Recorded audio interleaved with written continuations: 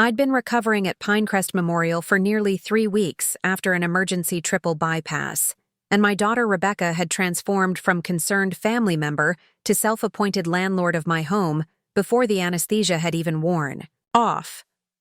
While I lay connected to monitors and drainage tubes, she'd moved herself, her unemployed husband Greg, and their 3 untrained dogs into my meticulously maintained Victorian home. Not a single day passed when she bothered to visit me, though she found plenty of time to rearrange my furniture, clean out my refrigerator of expired food, including the special imported cheeses I'd been saving, and inform my neighbors that she was handling things now while I was unfortunately declining. Before we jump back in, tell us where you're tuning in from, and if this story touches you, make sure you're subscribed, because tomorrow, I've saved something extra special for you. The true irony? It was my younger son James who sat beside my hospital bed day after day. James, who I'd stupidly written off years ago as the unreliable one after he dropped out of college to pursue a carpenter's apprenticeship rather than the law degree Rebecca had so proudly earned. Yet there he was, arriving every morning with a thermos of properly brewed Earl Grey tea, not the lukewarm hospital dishwater they served, checking my medication charts and gently helping me shuffle down the hallway for my prescribed daily walks. "Dad," Rebecca called again, James said one afternoon, his expression carefully neutral as he peeled an orange into perfect spirals, something he knew I found oddly satisfying to watch. "She wants to know if she should start boxing up some of your things from the study. Says it would be easier for you to have a bedroom on the first floor when you come home." I felt that familiar spike in my blood pressure that my cardiologist had specifically warned me against. My study, my sanctuary, filled with first edition novels, my grandfather's hand-carved chess set, and 40 years of carefully organized research notes from my tenure as a history professor. The thought of Rebecca's efficient, unsentimental hands sorting through those treasures made my chest tighten in a way that had nothing to do with my recent surgery. "Absolutely not," I said, my voice stronger than it had been in days. "And James? I think it's time we discussed what's really going on at the house." James hesitated, then sighed deeply. "I didn't want to upset you during recovery, but since you're asking, it's not good, Dad." What followed was a detailed account that made my surgical recovery seemed like a spa retreat by comparison. Rebecca had moved into the master bedroom, my bedroom, claiming the stairs would be impossible for me now. She'd already contacted a realtor friend to explore options for selling the house, insisting it was too much property for someone in my condition. She'd even hosted a dinner party for her law firm colleagues in my dining room, using my late wife Eleanor's Wedgwood china that hadn't left the hutch since her funeral 7 years ago. "Why didn't you tell me sooner?" I asked, though I already knew the answer. James had always been the peacekeeper, the one who absorbed family tension rather than creating it. "You were having your chest cracked open, Dad. It didn't seem like the right time for family drama." His attempt at humor fell flat between us, and "How long have you known about Rebecca's plans for my supposed inability to live independently?" James looked down at his hands. "She's been talking about it for about a year. Said you were getting forgetful, that the house was becoming too much." I didn't agree, but you know Rebecca when she's made up her mind that I did. My brilliant, determined daughter who'd graduated top of her law school class, who approached family, matters like court cases to be won rather than relationships to be nurtured. I'd always admired her ambition, her clarity of purpose. Eleanor had been the one to worry that Rebecca saw vulnerability as weakness, emotions as inefficiency. "She gets that from you," Eleanor would say, not unkindly. She'd been right, of course. Eleanor was always right about our children that night, after James had gone and the hospital had quieted to its nocturnal rhythm of distant beeps and squeaking nurse shoes. I stared at the ceiling and faced some uncomfortable truths. I had favored Rebecca, my driven, successful daughter who reflected back the parts of myself I most valued. I'd dismissed James and his impractical choices, his emotional intelligence that reminded me so much of Eleanor. I sometimes couldn't bear to look at him after she passed, and now here I was, betrayed by the child I'd championed and saved by the one I'd underestimated. The next morning, my cardiologist, Dr. Patel, seemed pleased with my recovery. "Your numbers are looking good, Professor Harrington. If this progress continues, we might send you home by the end of the week." Home? The word hung in the air like an undetonated explosive. "Actually, doctor, I need to ask a favor," I said, choosing my words carefully. "I need a bit more time here, and perhaps a referral to the hospital's social worker." Dr. Patel's eyebrows rose over her surgical mask. "Is everything all right with your home situation? You mentioned your daughter would be helping with your recovery?" "That's precisely what we need to discuss," I replied. "And afterward, I'll need to use your phone to call my attorney." By lunchtime, I had formulated a plan. Martha Goldstein, the hospital's no-nonsense social worker with 20 years of experience dealing with elder care situations, had heard far worse stories than mine. "Unfortunately, Professor Harrington, what you're describing is not uncommon," she said, scribbling notes in my file. "Adult children can sometimes use a health crisis as an opportunity to take control, especially when property and assets are involved." "Rebecca isn't after my money," I clarified, feeling a strange need to defend my daughter despite everything. "She genuinely believes she's doing what's best for me. She's just doing it without my consent." Martha gave me a look I suspected she reserved for patients in denial. "Intentions aside, what she's doing is establishing tenancy in your home, without permission and making decisions about your property while you're medically vulnerable. That's problematic legally and ethically." She was right, of course. Rebecca had always been the type to make decisions for others, for their own good, a quality that made her an excellent litigation attorney and a terrible family member. I'd enabled this behavior for decades, admiring her take-charge attitude. Now I was experiencing the darker side of that same trait. "I don't want to damage my relationship with my daughter," I said, realizing even as I spoke that Rebecca had shown little concern for damaging her relationship with me. "But I need to regain control of my home and my autonomy." Martha nodded, pulling out a form from her folder. "Then let's talk about your options, including an official eviction notice if necessary. And Professor, having boundaries doesn't make you a bad parent. Sometimes it's the only way to preserve the relationship at all." As I listened to Martha outline my legal rights, I felt a strange sense of calm resolve replace the betrayal and anger. For the first time since Eleanor's death, I was seeing our family dynamics with painful clarity. This wouldn't just be about reclaiming my house. This would be about reclaiming the father I should have been all along, to both my children. Picked up the phone and called Walter Chen, my attorney of 30 years and the only person besides Eleanor who had ever successfully told me I was being an idiot. "Walter? It's Edward Harrington. I need your help with an eviction notice. And yes, you heard me correctly. It's for my daughter Rebecca." Walter's response was exactly what I expected from a man who'd represented me through tenure disputes. Eleanor's estate planning, and one particularly heated neighborhood association battle over my authentic gas-powered street lamp. "Let me get this straight, Edward," he said, his voice carrying that particular tone of patient exasperation I'd heard many times. "You want to legally evict Rebecca? Your Rebecca? The same daughter you once called me at 2 a.m. about to bail out of jail after she got arrested protesting that pipeline in her second year of law school?" "The very same," I confirmed, adjusting my hospital bed to a more dignified angle. "Though I'd appreciate if we could avoid reminiscing about my parental devotion right now. It's not aging well in light of current events." Walter sighed heavily into the phone.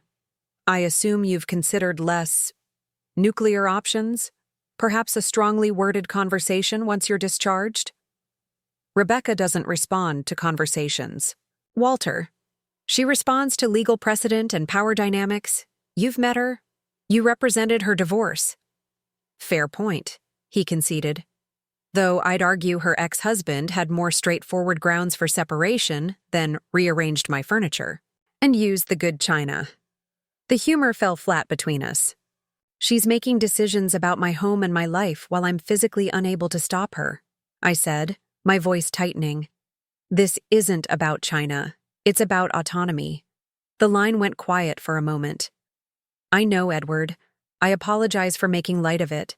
After losing Eleanor, your home is sacred space.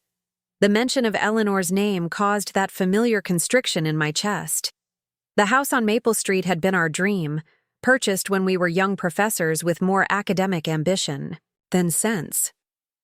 Eleanor had lovingly restored every inch of that Victorian monstrosity, from the gingerbread trim to the original hardwood floors. After cancer took her, maintaining the house exactly as she'd left it became my way of keeping her present. And now Rebecca was erasing those traces, one redecorating decision at a time. I'll draw up the paperwork, Walter said, his tone shifting to professional efficiency. But Edward, as your attorney and friend, I need to warn you, this will change. Your relationship with Rebecca, possibly permanently. I'm aware, I said quietly. But I fear doing nothing will destroy it just as thoroughly, only more slowly, and on her terms rather than mine. After ending the call with Walter, I found myself staring out the window at the hospital's uninspiring view of the parking garage. The decision felt right, but sat heavy. I'd spent decades being the father who smoothed Rebecca's path, who took pride in her ambition and overlooked her sharper edges. Now I was becoming a different kind of father, one who set boundaries, who acknowledged her flaws, who said no. It felt like betrayal, though logically I knew the real betrayal had come from her. James arrived later that afternoon, bringing fresh flowers and a copy of the historical biography I'd mentioned wanting to read. He placed them on my bedside table with characteristic thoughtfulness, then studied my face. You look different today, he observed, pulling up his usual chair. Better, actually. What changed? I considered deflecting, then decided against it. I've made some decisions about the house situation. I've contacted Walter Chen to prepare an eviction notice for Rebecca. James's eyes widened, the familial resemblance to Eleanor suddenly striking. Wow, that's definitive. Too harsh? I asked, genuinely uncertain. Preparing and narrating this story took us a lot of time, so if you are enjoying it, subscribe to our channel. It means a lot to us. Now back to the story. He considered this carefully, in that deliberate way he had, another trait from his mother. No, not too harsh. Necessary, probably. Just not what I expected from you. What does that mean? I tried to keep the defensiveness from my voice. Dad, you've always given Rebecca everything she wanted. For as long as I can remember, the family operated on Rebecca's standard time. Her needs, her schedule, her priorities. He shrugged. It's just how things were. Each word landed like an indictment, though James didn't speak with any noticeable bitterness. The matter-of-factness was somehow worse. I never meant to be unfair, I said, though even to my own ears it sounded weak. I know, James replied simply. But intentions and impact are different things, right? Isn't that what you always taught in your ethics seminars? I had indeed taught that, to generations of bright-eyed undergraduates who thought good intentions were sufficient moral currency. Now my own son was using my academic principles against me with devastating accuracy. When did you get so wise? I asked, attempting to lighten the suddenly heavy atmosphere. Probably around the same time you stopped noticing what I had to say, James answered, not unkindly, but with unflinching honesty. The rest of his visit passed in quieter conversation about my recovery schedule and his current woodworking project, a dining table commissioned by a local restaurant. As he described the reclaimed oak he was using, his hands moved through the air with the same grace Eleanor's had when she played piano. I found myself wondering how many of these small moments I'd missed while I was busy admiring Rebecca's more obvious achievements. Dr. Patel arrived as James was leaving, bringing news that accelerated my timeline considerably. "Your recovery is progressing remarkably well, Professor Harrington," she said, reviewing my chart. "If these trends continue, we can discharge you as early as Monday." Monday. Just 4 days away. 4 days to execute a plan I'd only just set in motion. "That's wonderful news," I lied, my mind racing. "But I'm concerned about my home situation. Given my recovery needs, is there any medical justification for extending my stay slightly?" Dr. Patel looked up from her tablet, her expression shifting from professional to concerned. "Has something changed with your home care arrangements?" I explained the situation as concisely as possible, uncomfortable with dragging my family drama into my medical care but seeing no alternative. She listened attentively, then shook her head. "I sympathize with your situation truly, but I can't extend a hospital stay for non-medical reasons. It would be insurance fraud, frankly." "I understand," I said, trying to hide my disappointment. "However," she continued, tapping something into her tablet, "given your living situation and the potential stress of returning to a contentious home environment, I believe a short stay in our transitional care unit would be medically appropriate.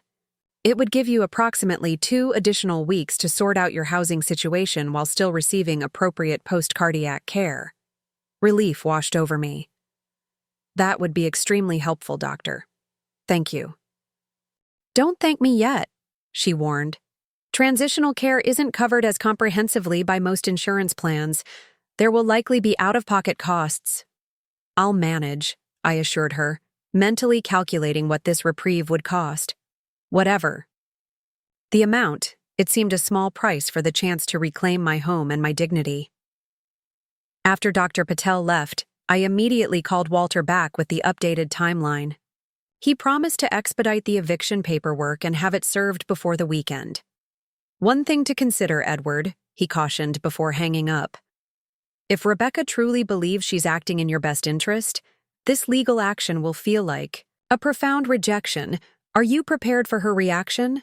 I've spent my career analyzing historical figures who made difficult choices in complicated situations," I replied. "I've always wondered if I would have their courage when faced with my own moment of truth. I suppose I'm about to find out." That night, for the first time since my surgery, I slept without medication. The clarity of purpose had its own sedative effect, it seemed. Tomorrow would bring consequences, confrontation, and quite possibly the permanent fracturing of my relationship with my daughter. But it would also bring the first step toward reclaiming the life that was rightfully mine. The next morning brought my first real test, telling James about my conversation with Dr. Patel and my decision to move to transitional care instead of returning home immediately. I'd spent decades being the authoritative professor father who made pronouncements rather than seeking input, particularly from my children. But something had shifted in me, precipitated by both the physical vulnerability of major surgery and the emotional awakening of the past few days. "You're going where?" James asked, pausing mid-bite into the bagel he'd brought. We were sharing breakfast in my room, the morning sun casting long rectangles of light across the institutional linoleum floor. "Transitional care. It's like a step between hospital and home," I explained, watching his expression carefully. "It gives me more time to deal with the Rebecca situation while still having medical support for my recovery." James set down his bagel, his brow furrowing. "But you were so excited about going home. You've complained about hospital food every day for 3 weeks." "That's not complaining. That's objective culinary criticism," I quipped, trying to lighten the moment. When his expression didn't change, I continued more seriously. "I can't go home yet, James. Not with Rebecca treating my house like her personal property acquisition." "You could stay with me?" he offered immediately, without hesitation. "My place isn't fancy, but there's a decent pull-out sofa, and I work from home most days so I could help with whatever you need." The offer touched me deeply. both in its spontaneous generosity and what it revealed about how little I truly knew my son. In my mental narrative, James was still the irresponsible dropout, the son who'd chosen a path I couldn't understand or respect. Yet here he was, unhesitatingly offering to rearrange his life to care for me. "That's incredibly kind," I said, my voice rougher than I'd intended. "But your apartment isn't exactly accessible for someone recovering from heart surgery. All those stairs, no elevator." He nodded, acknowledging the practical challenge. "What about Aunt Iris? She's got that first-floor guest room, and she's only 20 minutes from here." My sister Iris, Eleanor's longtime friend before becoming family, had offered her home when she first heard about my surgery. I dismissed the idea outright, unwilling to admit I might need that level of support. "Actually, I already have a plan," I said, then filled him in on the legal proceedings Walter had initiated and Dr. Patel's medical justification for transitional care. James listened without interrupting, his expression thoughtful. When I finished, he asked the one question I wasn't fully prepared for. "Have you told Rebecca any of this?" "Not yet," I admitted. "Walter thinks it's better if she receives the legal notice first, so she can't claim ignorance or try to delay the process. So she'll get served with eviction papers with no warning, while thinking she's preparing your home for your return," James summarized, his tone carefully neutral. "That seems dramatic." "It's not ideal," I conceded. "But every time I've tried to address Rebecca's overstepping in the past, she's either dismissed my concerns or reframed them as evidence that I need more support, meaning more control from her." James nodded slowly. "I get it. I do. Just be prepared. Rebecca doesn't handle surprises well, especially ones that challenge her self-image as the responsible, caring daughter." That was perhaps the understatement of the year. Rebecca had once maintained a 6-month silence with her college roommate for rearranging their dorm furniture without consultation. Her capacity for outrage when feeling wronged was legendary in our family. "I know," I sighed, "but I'm not doing this to hurt her. I'm doing it because she's left me no choice." "Sometimes those are the hardest decisions," James observed, returning to his bagel. "The ones where doing the right thing guarantees pain on all sides." When had my son become so wise? Had this thoughtfulness been there all along, hidden beneath my dismissal of his life choices? The answer, I suspected, would be humbling. Walter called shortly after James left, confirming that the eviction paperwork was being delivered to the county sheriff's office that morning. "They'll serve it today or tomorrow," he informed me. "I've included a temporary restraining order as well, given the circumstances." "A restraining order?" I echoed, alarmed. "Isn't that excessive?" "It's precautionary," Walter explained patiently. "It prevents her from removing items from the property or making further changes while the eviction process is underway. Standard procedure in contentious property disputes." "But this isn't some random tenant," I protested. "This is Rebecca, who is currently acting like some random tenant who's taken possession of your property without permission," Walter reminded me firmly. "Edward, I understand this is difficult emotionally, but legally, we need to treat this situation with appropriate seriousness." After hanging up, I sat in silence, the weight of what I'd set in motion settling over me like a heavy blanket. For decades, I'd been the respected Professor Harrington, department chair, scholarly authority, a man accustomed to control and deference. Now I found myself using legal maneuvers against my own daughter, my authority so thoroughly undermined that I required court orders to reclaim my own home. There was a peculiar humiliation in it that academic debates and professional challenges had never prepared me for. My phone rang, interrupting my brooding. The hospital's outdated landline had a particular shrill quality that always made my heart rate spike slightly. I reached for it, expecting Walter with an update, or perhaps James calling to check in. Instead, I heard Rebecca's voice, tight with a control that signaled her most dangerous mood. "Dad," she said, the single syllable conveying volumes. Would you like to explain why there's a sheriff's deputy at my door with eviction papers? My mouth went dry. The papers had been served more quickly than expected. They're not at your door, Rebecca. They're at my door. To my house. The distinction was petty, perhaps, but in that moment, it felt vitally important. Are you serious right now? Her voice rose slightly. I have been killing myself getting things ready for you to come home. I've rearranged furniture so you won't have to use the stairs. I've installed grab bars in your bathroom. I've interviewed 3 different home health agencies. All without asking me what I wanted, I pointed out, keeping my tone as even as possible. Without consulting me about changes to my home. Because you were having heart surgery, she nearly shouted. Because someone needed to take charge while you were incapacitated. Taking charge would have been consulting doctors about my recovery. Needs, helping coordinate outpatient care. Perhaps arranging for meal delivery, I countered. What you did was take over. There's a difference. So your solution is to have me legally evicted? With a restraining order? Her voice cracked slightly. Do you have any idea how humiliating this is? The deputy is standing in the doorway right now. Mrs. Peterson from next door is watching from her porch. I closed my eyes, picturing the scene. Nosy Elaine Peterson would ensure the entire neighborhood knew within hours. The thought made me wince, but I reminded myself that public embarrassment was precisely the leverage Rebecca had always used to control family disputes. The fear of what people might think had kept me compliant through innumerable disagreements. I'm sorry about the public nature of the delivery, I said, meaning it. But I need you to understand something, Rebecca. I'm not coming directly home from the hospital. I'm transferring to transitional care while this situation gets resolved. Transitional?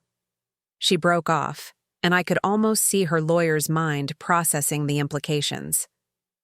You're spending thousands of dollars on extended care just to avoid coming home while I'm here? This is insane, Dad. This isn't you. That's where you're wrong, I replied, surprising myself with the calm certainty in my voice. This is me. Perhaps for the first time in our relationship, this is actually me acting according to my own needs rather than yielding to avoid your disapproval. The silence that followed was so complete I briefly wondered if the call had dropped. Then I heard her inhale sharply. You'll regret this, she said quietly. Not the legal nonsense.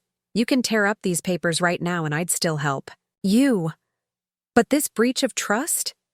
Treating me like an adversary when all I've ever done is try to take care of you? That damage won't be easily repaired. Before I could respond, she hung up. I stared at the phone for a long moment before slowly returning it to its cradle, her final words echoing. She was right about one thing. The damage wouldn't be easily repaired. But the breach of trust had begun long before today, with a pattern of control disguised as care that I'd permitted for far too long. I buzzed for the nurse, suddenly needing human contact. Any human contact, to ground me in the aftermath of that conversation. When the young man appeared at my door, I asked the only question that felt manageable in the moment. Is there any chance I could get a cup of tea? Earl Grey, if possible? The transition to Willowbrook Rehabilitation Center 2 days later was less daunting than I'd anticipated. The facility occupied a converted mansion on the outskirts of town, its Victorian architecture reminiscent enough of my own home to provide a strange comfort. My private room featured actual wooden furniture instead of the hospital's utilitarian plastic and metal, and large windows overlooked gardens where residents in various stages of recovery strolled or were wheeled along winding paths. This is unexpectedly pleasant, I remarked to James as he helped unpack the small suitcase of essentials he'd retrieved from my house. The retrieval had apparently involved a tense standoff with Rebecca, who had technically complied with the restraining order by having Greg hand over the items at the door without entering the property herself. Did you think I was sending you to some kind of medical prison? James asked, arranging my toiletries in the small ensuite bathroom. Frankly, yes, I admitted. My academic colleagues who've experienced rehabilitation facilities have not reported favorably on the ambiance. James laughed. Well, most of them probably didn't have your university health insurance with the premium extended care package. When's the last time you actually looked at your benefits, Dad? Sometime during the Clinton administration, I believe, I replied dryly. Eleanor had always handled such practical matters, and after her death, I'd simply maintained whatever arrangements were in place. Another area where I'd abdicated responsibility, I realized. As if reading my thoughts, James said quietly, Mom would have liked this place. Good bones, as she used to say. The unexpected mention of Eleanor created a momentary ache. James rarely brought her up directly, perhaps sensing my discomfort. His willingness to do so now suggested yet another shift in our evolving relationship. She would have redesigned the common areas within a week, I noted, attempting levity, and charmed the entire staff into implementing her suggestions, James added, smiling at the memory. We were interrupted by Nurse Delaney, a formidable woman, with steel-gray hair and a no-nonsense manner that instantly reminded me of my dissertation advisor. Professor Harrington, time for your medication and vitals check, she announced, wheeling in a small cart.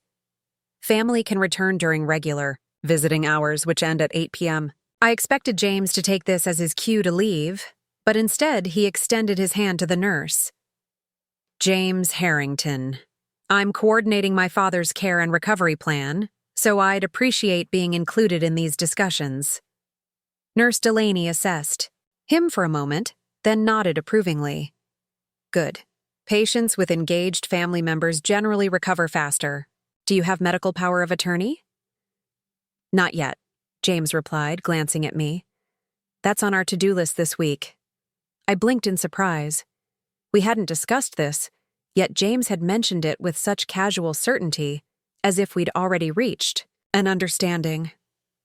Excellent, Nurse Delaney responded, already taking my blood pressure. Our social worker can help with those forms. In the meantime, Professor, your numbers are looking good. Any pain or discomfort? The routine medical assessment carried on, but my mind was elsewhere, processing James's casual assumption of responsibility for my care. The son I'd underestimated for years was quietly, competently stepping into a role I hadn't even realized. Needed filling. After Nurse Delaney left, I turned to James. Medical power of attorney? He sat in the visitor's chair, suddenly looking uncertain. I probably should have discussed that with you first. It just seems practical, given everything that's happening with Rebecca. If you'd prefer someone else— No, I interrupted. I'm not objecting, I'm just surprised that you'd want to take that on. James tilted his head slightly, studying me with an expression that reminded me painfully of Eleanor. Why wouldn't I? You're my father. The simple statement hung between us, making me acutely aware of how little I deserved such uncomplicated devotion after years of favoring his sister and dismissing his choices.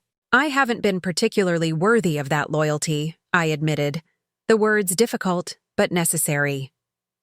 James considered this, then shrugged. Maybe not. But that's the thing about family, isn't it? It's not always about what's deserved.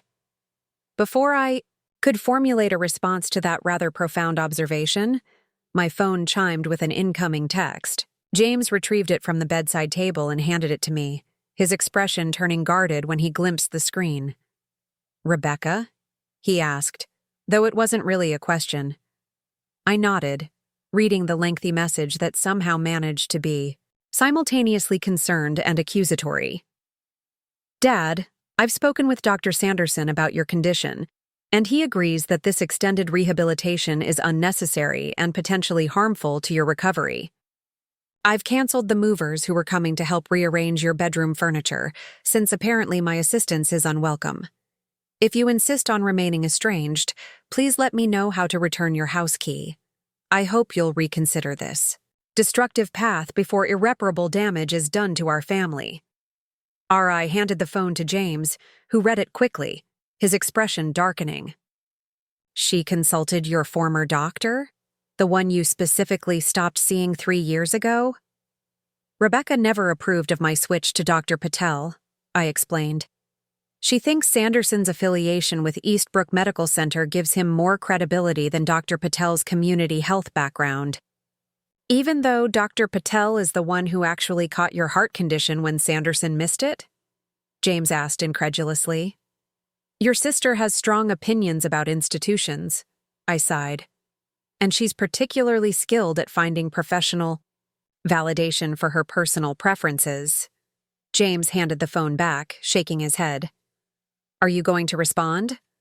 I considered the question. Every interaction with Rebecca seemed to spiral into either her dismissing my autonomy or portraying herself as the victim of my unreasonableness. Neither pattern seemed likely to change via text message. Not immediately, I decided. I need to think about what constructive communication with her might actually look like. James nodded, then checked his watch. I should head out if I want to beat traffic. My supplier's delivering that oak I mentioned for the restaurant table. He hesitated, then added, Unless you need me to stay longer? No, go, I insisted. I'm fine here. Better than fine, actually. After James left, I explored my new temporary home with the caution appropriate for a recent cardiac patient. The rehabilitation wing included a small library with surprisingly decent titles, a sunroom filled with thriving plants, and a dining area that promised heart-healthy gourmet options, a claim I regarded with academic skepticism. I was returning to my room when I encountered an elderly woman navigating the corridor with a walker, her movements slow but determined. You're new, she observed, stopping to catch her breath. Cardiac? Triple bypass, I confirmed. You? Hip replacement, second one, she replied matter-of-factly. I'm Grace, former English professor at Westfield College. Edward Harrington. History, Northfield University. Her eyes lit with recognition. The Civil War specialization? I assigned your book on propaganda narratives to my American literature students for years. Just like that, we fell into the comfortable rhythm of academic conversation, discussing disciplinary overlaps and university politics as we made our way slowly down the hallway. By the time we reached my door, I'd been invited to join Grace and the other academics for dinner. We've formed a sort of salon, she explained. Keeps our minds active while our bodies betray us. Tonight's discussion is supposed to be about the declining relevance of the Western canon, but Herbert usually manages to redirect any literary topic toward Proust, so prepare accordingly. I found myself smiling genuinely for the first time in days. I'll bring my counter-arguments on Proust's historical contextualization. Excellent, Grace approved. 6 o'clock in the private dining room. Don't be late. Margot was a timekeeper for academic debates for 40 years and hasn't relinquished the role in retirement. As I entered my room, I was struck by the unexpected turn my circumstances had taken. I'd feared isolation and institutional tedium in rehabilitation. Instead, I'd found intellectual engagement, a pleasant environment, and the promising foundation of new connections. My phone buzzed again, this time with an email from Walter. The subject line read simply, Update on Harrington property matter. I opened it to find confirmation that Rebecca had been officially served with the eviction notice and temporary restraining order. The legal language was coldly efficient, laying out the timeline for her to vacate the premises, 72 hours, and the specific prohibitions against removing property or making alterations. Attached was a formal letter Rebecca's attorney, not Rebecca, herself, had sent in response, requesting an emergency hearing to contest the eviction on the grounds that she had entered the property with implied consent as a family caregiver, and that the eviction represented an emotionally driven overreaction from a medically vulnerable individual, potentially experiencing post-surgical cognitive impairment. The familiar academic fury of having my cognitive capabilities questioned rose immediately. I reached for the Phone to call Walter, then stopped myself, recognizing that emotional reaction was exactly what Rebecca would expect, and perhaps hope for. A reasoned, measured response would be far more effective in demonstrating my sound judgment. I composed a careful email to Walter, authorizing him to proceed with the hearing and suggesting we compile documentation from Dr. Patel and the rehabilitation facility's medical team confirming my cognitive clarity. I also proposed we request specific documentation of what caregiving activities Rebecca had actually performed during my hospitalization, suspecting that James's daily presence would contrast sharply with her absence. After sending the email, I sat by the window, watching residents navigate the garden paths below. The legal confrontation with Rebecca was painful but necessary. Throughout my career, I'd taught students about historical moments when maintaining peace required greater courage than engaging in conflict. This, it seemed, was my own such moment. My phone chimed once more. A text from James. Got the oak pieces. They're beautiful. We'll bring pictures tomorrow. Also grabbed more of your books from the house. Rest well, Dad. Attached was a photo of rich, honey-colored wood planks laid out in his workshop. The simple thoughtfulness of sharing this moment of his work with me, work I'd previously dismissed as beneath my interest, brought a tightness to my throat. Perhaps the path to repairing. One relationship required the painful disruption of another. I only hoped that someday Rebecca would understand that this eviction wasn't about rejection, but about establishing the honest foundation that our relationship had lacked for far too long. The emergency hearing regarding Rebecca's eviction was scheduled for Thursday morning, just 5 days after my transfer to Willowbrook. Walter had arranged for me to attend virtually from the Rehabilitation Center's administrative office, sparing me the physical strain of a courthouse appearance. As I adjusted the supplied tablet's position on the desk, I caught my reflection in its darkened screen.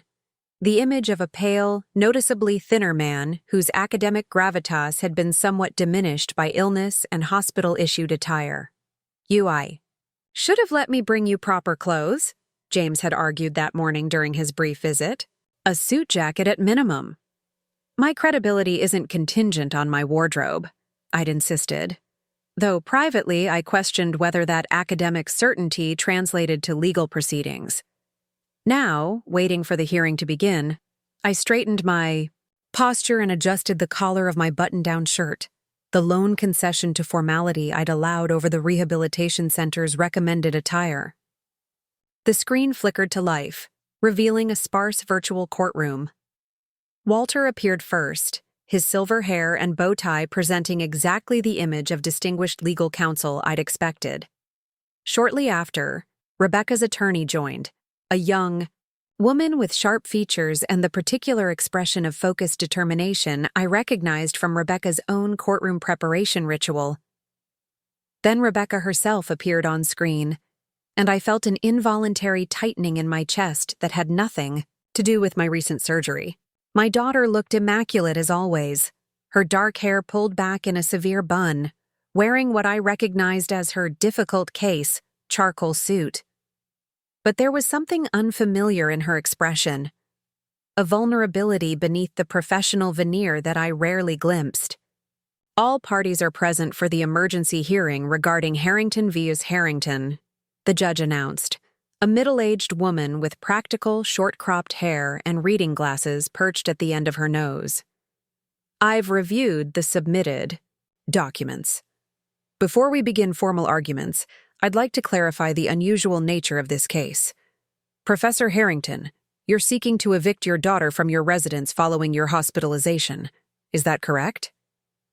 "Yes, Your Honor," I replied, grateful that my professor's voice remained steady despite my discomfort.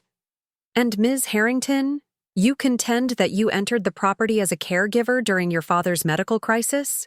Rebecca leaned toward her. Camera. "That's correct, Your Honor. I was ensuring the home would be properly prepared for his recovery needs." The judge nodded, making a note. "Let me be clear. Family disputes are emotionally complex, but my ruling today will be based strictly on property law and established tenancy regulations. Ms. Winters, please present your client's position. Rebecca's attorney wasted no time launching into a carefully constructed narrative portraying Rebecca as the dutiful daughter who had selflessly arranged her life to care for her ailing father, only to be rewarded with an inexplicable legal assault that suggested cognitive impairment or undue influence from other parties. The presentation was compelling, emotionally resonant, and, I noted with the detachment of professional evaluation, strategically incomplete. If I may, Your Honor, Walter interjected when Ms. Winters finally paused, my client has prepared a statement that might clarify several factual inconsistencies in the opposing counsel's characterization. With the judge's permission, I began reading from the notes I'd carefully prepared the previous evening, presenting hospital visitor logs documenting James's daily presence contrasted with Rebecca's absence, text messages showing Rebecca making decisions about my property without consultation, and Dr. Patel's assessment confirming my full cognitive capacity. My objection is not to receiving assistance, I concluded, looking directly at the camera. It's to the unilateral decisions about my home and property made without my consent, under the guise of caregiving that primarily consisted of text messages rather than actual presence. The judge listened attentively, occasionally making notes. When I finished, she removed her reading glasses and addressed Rebecca directly. Ms. Harrington, did you in fact visit your father during his 3-week hospitalization? Rebecca shifted, slightly. I was there when he was admitted, Your Honor. After that, I was focused on preparing his home for his return. So the visitor logs showing your brother's daily attendance but your absence are accurate? Technically, yes, Rebecca admitted. And did you consult with Professor Harrington before moving into his home, rearranging his belongings, or contacting a realtor about potentially selling the property? Rebecca's composure slipped. Momentarily.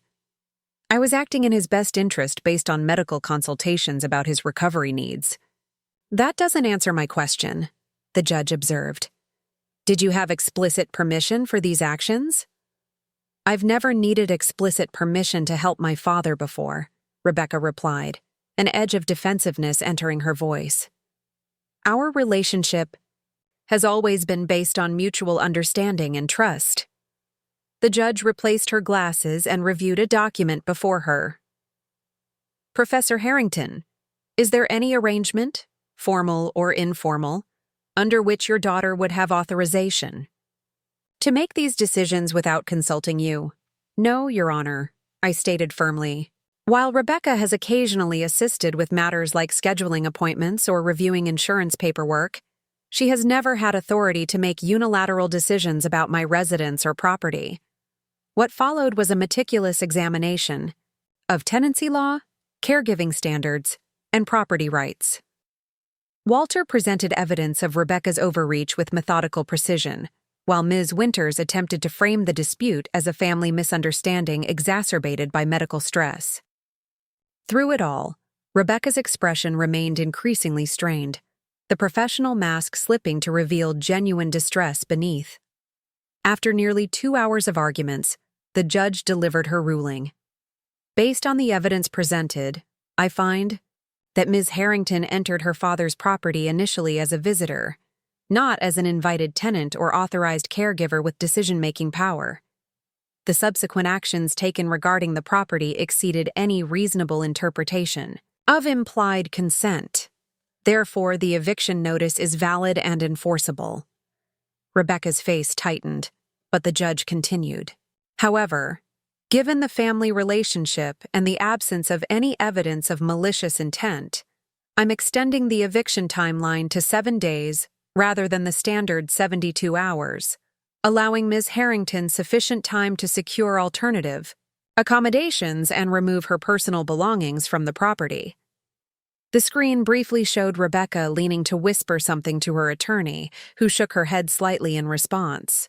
Additionally, the judge concluded, the temporary restraining order regarding property removal and alterations will remain in effect until Professor Harrington returns to his residence and can assess the current state of his home. Court is adjourned. The screen went blank, and I sat motionless for several minutes, processing what had just occurred. The victory felt hollow, insufficient to address the deeper fracture in my relationship with Rebecca. Legal vindication couldn't heal the pain evident in her eyes when the ruling was announced. I was still sitting at the desk when a knock came at the door. Nurse Delaney entered, eyebrows raised questioningly. "All finished, Professor? You have physical therapy in 20 minutes. "Yes, thank you," I replied automatically, gathering my notes. "Your son called," she added. "Asked how the hearing went. I told him he'd need to ask you himself." "I appreciate your discretion." She paused at the door. "For what it's worth, Professor, family lawsuits are never just about the legal issues. I've seen enough patients go through similar situations to know there's always deeper currents." Her insight shouldn't have surprised me, but somehow it did. I had been approaching the conflict with Rebecca as I would an academic dispute, as if the proper presentation of evidence and logical argumentation would resolve not just the legal question, but the emotional breach as well. "How do those situations typically resolve?" I asked, curious despite myself about this unofficial expertise. Nurse Delaney considered the question with appropriate seriousness. "In my experience, someone eventually has to be brave enough to address the real issue, not just the presenting problem. Usually after a lot of unnecessary pain on all sides." She glanced at her watch. 15 minutes until therapy. Don't be late. Marco doesn't appreciate academic excuses for tardiness. After she left, I checked my phone to find multiple notifications. A text from James asking about the hearing, an email from Walter confirming the favorable ruling, and surprisingly, a voicemail from my sister Iris. I listened to the latter first. "Edward? It's Iris. Rebecca called me in quite a state about this court business. I'm not taking sides, you know I never do. But perhaps giving her a bit more time would smooth things over? Call me when you can. And for heaven's sake, take your recovery seriously. Eleanor would have my head if I let you overexert yourself with family drama during cardiac rehabilitation." I smiled faintly at my sister's characteristic blend of practicality and invocation of Eleanor's posthumous authority. Iris had always been our family's unofficial mediator, a role she continued to embrace even in her 70s. As I prepared for physical therapy, I composed a brief text to James about the ruling, promising more details during his evening visit.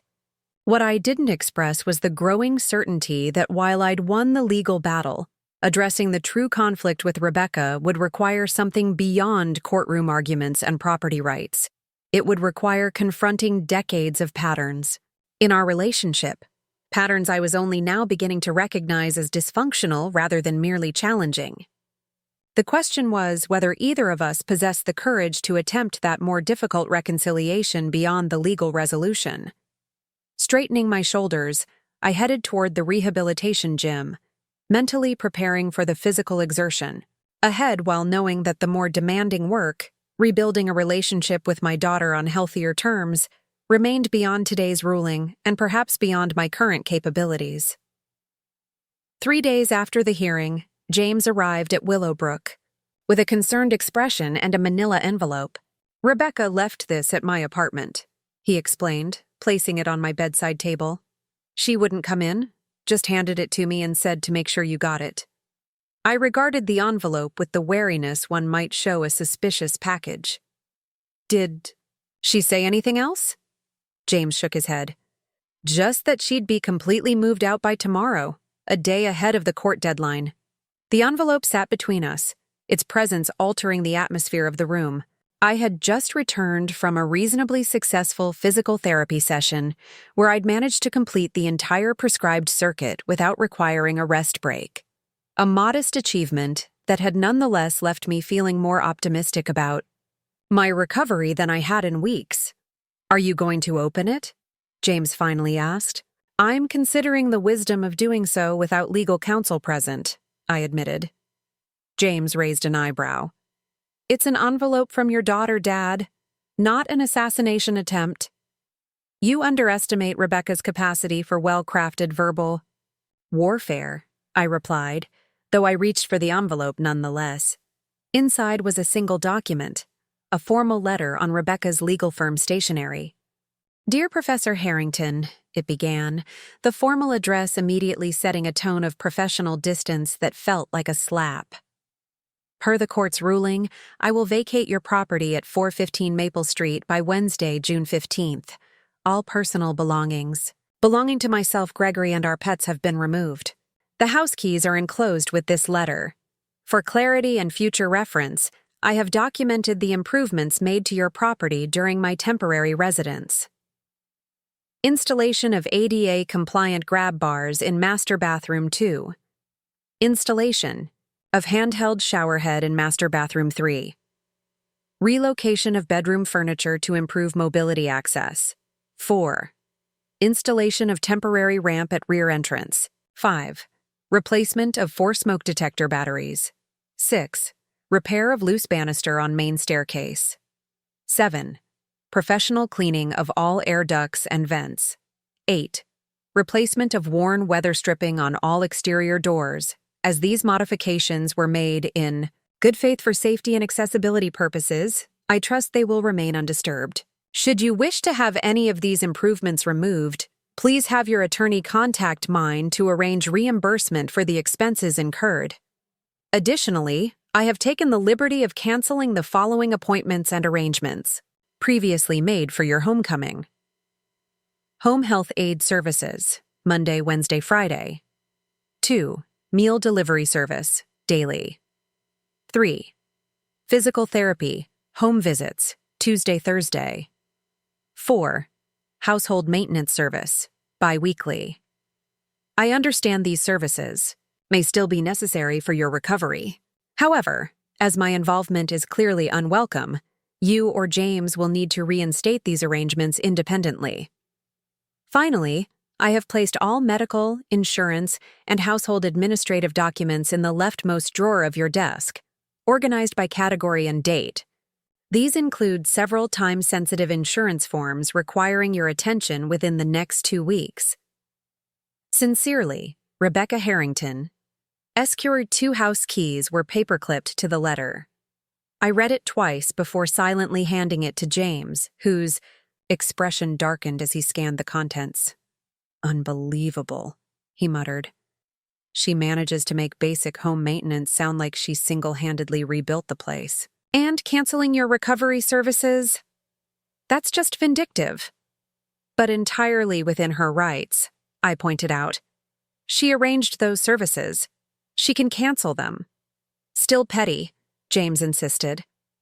I'll make the calls tomorrow to reinstate everything. Though honestly, the meal delivery service she chose was ridiculously overpriced for what looked like glorified TV dinners. I found myself smiling despite the tension. Your culinary snobbery is showing. Not snobbery, just standards, James corrected. I checked their menu online. Their idea of heart-healthy is removing the salt and all other flavors along with it. The conversation shifted to practical matters, which services actually needed reinstating, when James would check on the house, how soon Dr. Patel thought I might be ready to return home. Throughout this functional discussion, Rebecca's letter sat between us. Its cold professionalism a stark representation of how thoroughly our relationship had fractured. Later that evening, after James had left and I was preparing for sleep, I found myself returning to the letter, reading between its precise lines. I recognized the controlled anger in its formality, the hurt disguised as efficiency. This was Rebecca in professional armor, protecting herself in the language and structure she trusted most. Had I taught her that emotional vulnerability was weakness? Had I modeled this retreat into professional distance whenever personal matters became too difficult to navigate directly? The parallels between her coping mechanisms and my own were uncomfortable to contemplate. My phone chimed with an incoming call, disrupting these reflections. It was Iris. Edward, I've just had the most distressing conversation with Rebecca, she began without preamble. She's staying at the residence inn with those ridiculous dogs and Gregory. She says she's reevaluating her relationship with the family. What exactly happened at that hearing? I explained as concisely as possible, knowing Iris's limited patience. For legal details, she listened without interrupting, an unusual restraint that signaled her concern. So you won, she concluded when I finished. At what cost, Edward? Was asserting your property rights worth this level of estrangement from your daughter? This isn't about property, I insisted. It's about autonomy. Rebecca needs to understand she can't simply take over my life, even with good intentions. Iris replied, a lifetime of skepticism condensed into a single syllable. And have you considered what Rebecca believes this is about? I imagine she sees herself as the unfairly persecuted caretaker whose sacrifices went unappreciated, I replied dryly. Edward, Iris sighed. You spent 30 years teaching history. Surely somewhere in that academic brain of yours, you remember that conflicts are rarely about what either side claims they're about. The observation struck uncomfortably close to insights I'd been circling in my own reflections. What exactly are you suggesting, Iris? I'm suggesting that before Eleanor's death, you had a functioning family system. Imperfect, certainly, but functional. After she died, something shifted. Rebecca became more controlling. You became more withdrawn, and James drifted to the periphery until this medical crisis. I'm suggesting that perhaps what you're all actually fighting about has very little to do with house keys and legal notices. Your amateur psychological analysis is noted, I said stiffly. Don't take that tone with me, Edward, Iris retorted. I'm 83 years old and have endured 3 husbands and 1 pandemic. I've earned the right to dispense unwelcome insights to my younger brother. Despite myself, I smiled at her familiar tartness. I apologize for my tone. However, I maintain that Rebecca's behavior required a clear boundary. I don't disagree, Iris said, surprising me. Boundaries are necessary, but boundaries can be established with bridges intact, Edward. You chose demolition. The metaphor lingered after our conversation ended. Had I indeed demolished a bridge that could have been merely reinforced? The court victory that had seemed so necessary now felt pyrrhic, addressing the symptom rather than the disease in our family system. I was pondering this when my phone chimed with a text from an unexpected source. Gregory, Rebecca's husband. Professor Harrington, Rebecca doesn't. No, I'm contacting you. She's deeply hurt, beyond what she's willing to admit even to herself. I'm not taking sides here, but I thought you should know that her actions, however misguided, came from genuine concern. When your heart attack happened, she fell apart completely. I've never seen her so terrified. Everything after that, the moving in, the rearranging, even contacting the realtor, was her attempt to control a situation where she felt utterly helpless. It doesn't excuse overstepping, but maybe offers context. Just thought you should know. Greg, I stared at the message, surprised by both its source and its content. Gregory had always seemed a rather ineffectual counterpoint to Rebecca's intensity. Pleasant but peripheral, content to orbit my daughter's stronger gravitational pull. This unsolicited insight revealed depths I hadn't credited him with possessing. More. Significantly, it offered a perspective on Rebecca's behavior I hadn't fully considered. Had her controlling actions been less about dismissing my autonomy and more about managing her own fear? The thought was discomfiting in its plausibility. I began composing various responses to Gregory, deleting each as insufficient or insincere. Finally, I settled on simplicity. Thank you for this perspective, Gregory. It gives me much to consider. Sleep eluded me that night. I found myself mentally composing a letter to Rebecca, then discarding draft after draft as too defensive, too accusatory, or too academic in tone. The root of our conflict seemed to shift shape in my analysis. Was it about control? Grief? The absence of Eleanor's mediating influence? My own failure to develop healthier communication patterns with my daughter? By morning, I had reached no satisfying conclusion, only a growing certainty that the legal resolution had addressed merely the surface of a much deeper familial wound. As Nurse Delaney brought my morning medication, she noted my evident fatigue. "Rough night, Professor? Pain keeping you up?" "Not physical pain," I admitted. She nodded with that practical wisdom that seemed to characterize her approach to patient care. "Family situation still weighing on you? Sometimes the heart takes longer to heal than the sternum." The observation was trite, yet accurate enough to merit acknowledgement. Indeed, though medical science offers clearer protocols for the latter than the former. "True enough," she agreed, checking my vitals with efficient movements. But in my experience, the protocols for emotional healing usually involve someone being brave enough to reach out first, regardless of who was right or wrong.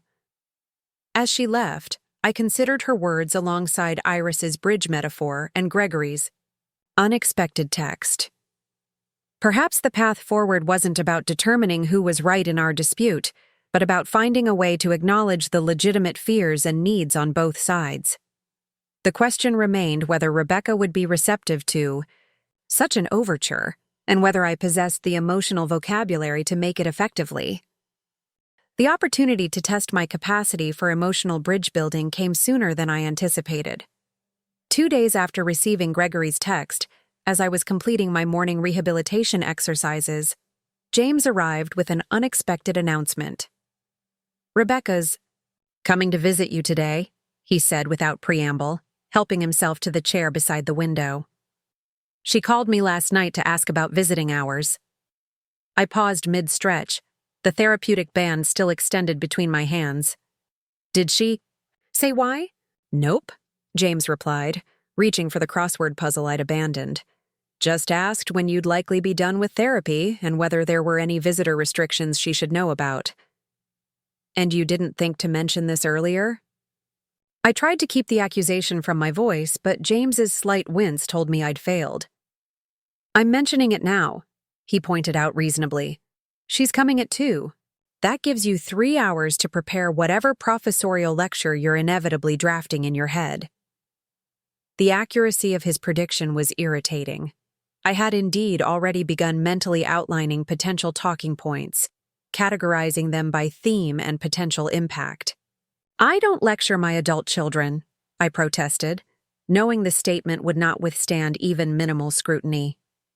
James just raised an eyebrow, focused still on the crossword. 7 letters, academic monologue. "Let me think." "Very amusing," I muttered, completing my exercise set with perhaps more vigor than medically advisable. "I assume you won't be present for this visit?" "Rebecca specifically asked that I not be," James admitted. "Said this needed to be between the 2 of you without an audience." I nodded, unexpectedly grateful for Rebecca's foresight. Whatever resolution we might reach, or fail to reach, would be better attempted without witnesses. James stayed for another hour, helping me solve the more challenging crossword clues and catching me up on the progress of his restaurant table. The oak was cooperating. "Beautifully," he reported, showing me photos of the emerging design on his phone. I found myself genuinely interested in the craftsmanship, noting details of joinery and grain pattern that I would have dismissed as irrelevant just months earlier. "You're good at this," I said, handing back his phone. I never properly appreciated that before. James looked startled, then pleased. "Thanks, Dad. That means a lot." After he left, I showered and changed into the most dignified outfit my limited rehabilitation wardrobe allowed, khaki slacks and a button-down shirt, rather than the track pants and polo I'd adopted as standard attire. I even attempted to tame my hair, which had grown unruly during my hospital stay. The man in the bathroom mirror looked less like Professor Harrington and more like an aging academic navigating unfamiliar vulnerability. I was reading in the sunroom when Rebecca arrived, precisely at 2 o'clock, her punctuality a trait we shared. She appeared in the doorway, impeccably dressed as always in a navy pantsuit that signaled professional armor rather than casual visit. Her dark hair was pulled back severely, emphasizing the tension in her features. "Hello, Dad," she said, remaining in the doorway as if uncertain of her welcome. "Rebecca," I acknowledged, gesturing to the chair opposite mine. "Please, sit down." She moved with the controlled precision I recognized as her response to stress, perching on the edge of the chair rather than settling into it. For a moment, neither of us spoke. The silence stretched uncomfortably until we both began simultaneously. "I received your letter. Gregory told me he texted you." We stopped, the awkward overlap hanging between us. Rebecca sighed, a small crack in her composure. "Gregory shouldn't have contacted you," she said. "He was overstepping." "Unlike someone else I know," I replied before I could censor myself. Rebecca's expression tightened, and she began to rise. "If this is going to be another lecture on my failings, I can save us both the time." "Wait," I said quickly, raising a hand. "That was unnecessarily provocative. Please, sit back down." She hesitated, then slowly resumed her seat. "I'm here because Aunt Iris threatened to disown me if I didn't attempt reconciliation. She said, and I quote, 'This family has already lost Eleanor. We're not losing each other over a real estate dispute.'" The invocation of Eleanor's name created a momentary ache, as it always did. "Iris has her direct moments," I acknowledged. "But she's not wrong. This situation has escalated beyond what either of us intended." Rebecca studied me for a moment. "Has it? You filed for my eviction and got a restraining order, Dad. That seems like exactly the level of escalation you intended. The legal instruments were necessary to address your actions," I explained, trying to maintain an even tone. "But the rupture in our relationship was not my desired outcome." "What exactly did you think would happen?" she asked, genuine bewilderment in her voice. "Did you believe we'd go through a contentious legal proceeding and then continue Sunday dinners as if nothing had happened?" The question gave me pause. What had I expected? In truth, I'd been so focused on reasserting my autonomy that I'd given little thought to the aftermath. The academic in me had approached the conflict as a theoretical problem to be solved rather than a relationship to be preserved. "I think," I said carefully, "that I failed to distinguish between setting necessary boundaries and severing essential connections. The legal action addressed your overreach, but it didn't create a pathway toward understanding." Rebecca's expression softened slightly at this admission. "I was trying to help you," she said quietly. "Everything I did, the modifications to the house, the arrangements for care, was because I was terrified of losing you like we lost Mom." The vulnerability in her voice caught me off guard. Rebecca rarely spoke of Eleanor's death or her feelings about it. Like me, she had retreated into practicalities rather than confronting the emotional devastation. "I understand that now," I acknowledged. "Gregory's message helped illuminate your perspective. But Rebecca, help that dismisses autonomy isn't truly help. It's control disguised as care." She flinched slightly at this, but didn't immediately reject the characterization. Instead, she looked down at her hands, perfectly manicured as always. "When Mom was sick," she said slowly, "I watched you try to respect all her wishes about treatments and interventions. You let her make decisions that the doctors disagreed with because you believed in her right to choose. And then she died anyway." She looked up, her eyes bright with unshed tears. "I promised myself if you ever got sick, I wouldn't make the same mistake. I'd fight harder. I'd override anyone, including you, if it meant keeping you alive." The revelation struck me like a physical blow. All this time, I'd interpreted Rebecca's controlling behavior as simple personality, never connecting it to the trauma of Eleanor's death and the complex lessons she'd drawn from watching our approach to Eleanor's illness. "Oh, Rebecca," I said softly. Your mother's death wasn't the result of too much autonomy. The cancer was simply too aggressive, too advanced by the time it was discovered. The choices we made honored her wishes but didn't cause her death. Logically, I know that, she admitted. But logic and fear don't operate on the same circuits, Dad. When they called about your heart attack, all I could think was, not again, not yet. I'm not ready.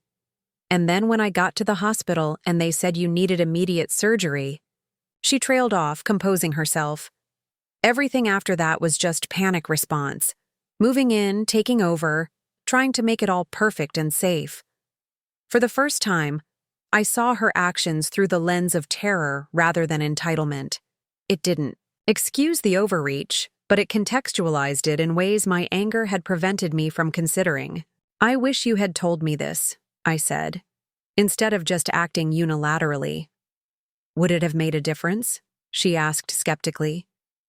You've never been particularly receptive to emotional appeals, Dad. Facts, logic, reasoned arguments, those are your preferred currencies. The observation was uncomfortably accurate. Perhaps not in the moment, I conceded. But it might have allowed us to address the real issue sooner, rather than fighting through legal proxies. Rebecca nodded slowly. So where does this leave us? You've made it abundantly clear you don't want or need my help. James is apparently the designated caretaker now. Do I just step back and pretend none of this happened? That's not what I want, I said firmly. I don't want you to stop caring or helping. I just need that care to respect my agency, to supplement my capabilities rather than supplant them. And James? She asked, a hint of the old defensiveness returning. He gets to play the devoted son now, after years of minimal involvement? James has shown me aspects of himself I failed to appreciate, I replied carefully. Just as this conversation is revealing depths to you I've failed to acknowledge, I'd like to build better relationships with both my children, without the comparative dynamics that have damaged us all. Rebecca was silent for a long moment, absorbing this. Finally, she sighed. I don't know how to help without taking charge. Dad, it's my default setting. Identify problem, implement solution, move on to next challenge. I recognize that approach, I admitted ruefully. I may have modeled it rather consistently throughout your childhood. A ghost of a smile flickered across her face. Nature and nurture conspiring against us. Perhaps, I agreed. But patterns can be recognized and adjusted, even long-standing ones. I'm attempting to do so with James. I'd like to try with you as well.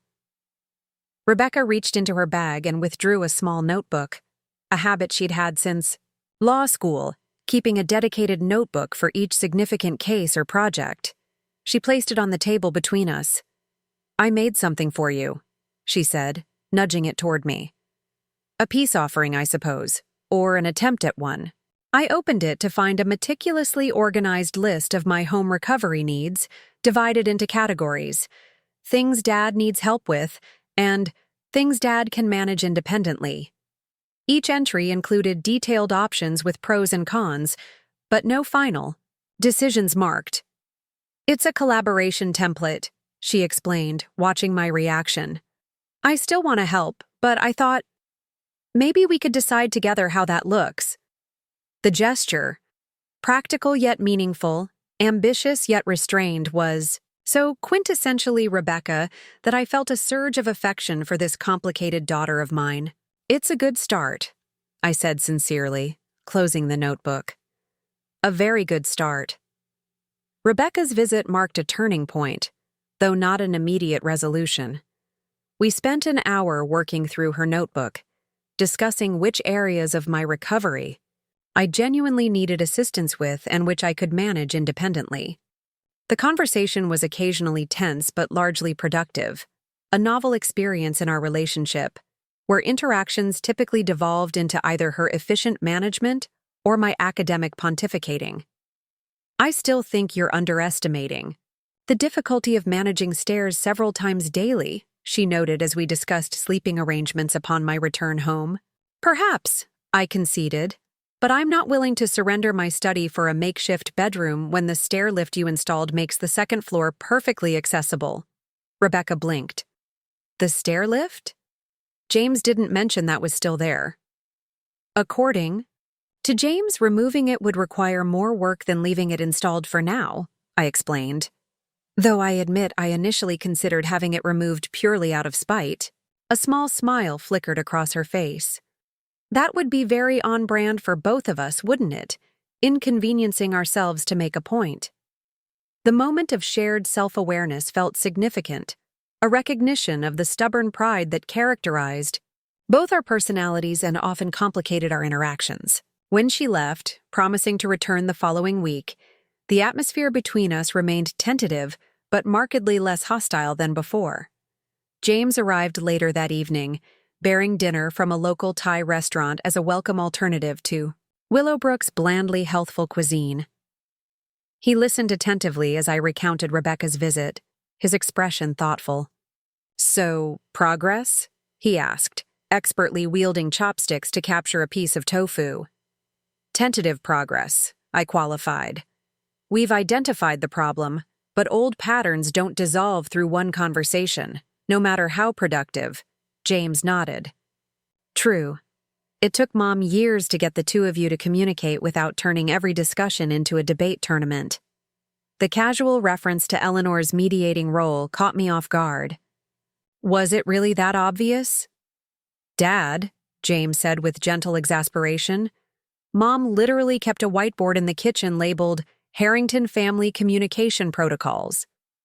Remember the 3-minute rule?" I did remember, suddenly and vividly. Eleanor's insistence that in heated discussions, each person had to listen for 3 full minutes without interrupting before responding. I'd found it artificially constraining at the time, but she had maintained that some constraints create freedom, Edward, particularly for those who find silence uncomfortable. Your mother was wiser than I generally acknowledged, I admitted. She knew that, James replied with a shrug. She also knew you'd figure it out eventually. The observation lingered with me after James departed, his container of pad thai significantly more depleted than my own doctor-approved mild curry. Had Eleanor indeed anticipated this eventual reckoning with my communication limitations? The thought was simultaneously comforting and disquieting. My recovery at Willowbrook continued steadily over the next week. Physical therapy progressed from basic movement exercises to more challenging mobility drills. I graduated from supervised walks around the interior garden to independent excursions to the facility's small library and common areas. My academic salon with Grace and the other retired professors became a highlight of each day, our discussions ranging from literary criticism to the ethical implications of emerging technologies. "You seem more settled," Grace observed one afternoon, as we played a rather competitive game of chess in the sunroom. "Less like a caged academic, and more like someone who's found his temporary habitat acceptable." "A zoological metaphor from a literature professor?" I teased, moving my bishop to capture her knight. "I believe that's disciplinary trespassing," she countered by positioning her queen with strategic precision. "Interdisciplinary approaches are all the rage now, Edward. You historians need to keep up." She studied the board with narrowed eyes. "And don't think I don't notice you avoiding my observation about your improved demeanor," I conceded with a nod. "The family situation has reached a détente, if not a full resolution, and my physical recovery is proceeding faster than initially projected." Ah, the classic academic response, technically accurate while revealing absolutely nothing of substance, Grace remarked dryly. "Check, by the way." I frowned at the board, having missed her tactical approach. "Well done. And what would constitute a response of substance in your estimation?" "Perhaps some acknowledgement of your emotional state regarding this family reconciliation," she suggested, watching as I contemplated my next move. "Or am I overstepping professional boundaries?" I considered the question while repositioning my king. "Not overstepping, merely venturing into territory I navigate with limited expertise. Emotional articulation has never been my strong suit, as my recent family conflict rather dramatically demonstrated. Grace made her next move almost immediately. Practice improves most skills, Edward, even emotional ones. A hypothesis I'm being forced to test rather late in life, I admitted, studying the increasingly precarious position of my remaining pieces. Better late than posthumously, she replied with the particular gallows humor common among those of us confronting mortality more directly after health crises. Checkmate, I believe. I surveyed the board and acknowledged defeat with as much grace as my competitive nature allowed. As Grace reset the pieces, my phone chimed with an incoming message from an unfamiliar number. The text was brief, but consequential. Professor I. Harrington, this is Elaine Peterson from next door. Wanted to let you know there are some concerning activities at your house. 2 men with a truck have been removing furniture all morning. Your son-in-law appears to be supervising. I wouldn't normally pry, but after the police visit last week, I thought you should be informed. My chest tightened with an emotion that had nothing to do with my cardiac condition. Gregory was supposedly helping Rebecca move their remaining belongings out, but furniture removal went well beyond personal items. Before I could fully process this information, a second text arrived. They just loaded what looked like your dining room table. Should I call someone? Bad news? Grace inquired, noting my expression. Potentially, I replied, already dialing James. When he didn't answer, I tried Rebecca, with similar results. Finally, I called Walter, explaining the situation as concisely as possible. I'll head over there immediately, Walter assured me. If they're removing property covered by the restraining order, we can involve the authorities. I'd prefer to avoid further legal escalation if possible, I said, surprising myself with the sentiment. Perhaps just your presence and a reminder of the legal boundaries would suffice. I'll use my best judgment, Walter promised. In the meantime, try not to catastrophize. There may be an innocent explanation. After hanging up, I attempted to focus on my next scheduled activity, a nutrition consultation regarding post-discharge dietary recommendations, but found my attention repeatedly drifting to scenarios of Rebecca and Gregory systematically dismantling my home in retaliation for the eviction. The petty vindictiveness seemed out of character even for Rebecca at her most aggrieved, yet the neighbor's report was specific and concerning. The nutrition counselor had just finished explaining the Mediterranean diet's cardiac benefits when my phone vibrated with a call from Walter. "Excuse me," I said to the counselor. "I need to take this." I stepped into the hallway, anxiety mounting. "Walter, what's happening at the house?" "It's not what you're thinking, Edward," Walter replied, his tone both relieved and slightly amused. "Your furniture is being temporarily relocated, not permanently removed." Relocated? By whose authority? By James's arrangement, apparently. He's having some of the main floor furniture moved into storage to accommodate a hospital bed and other medical equipment for your first weeks at home. I frowned, processing this information. James didn't mention any such plans to me.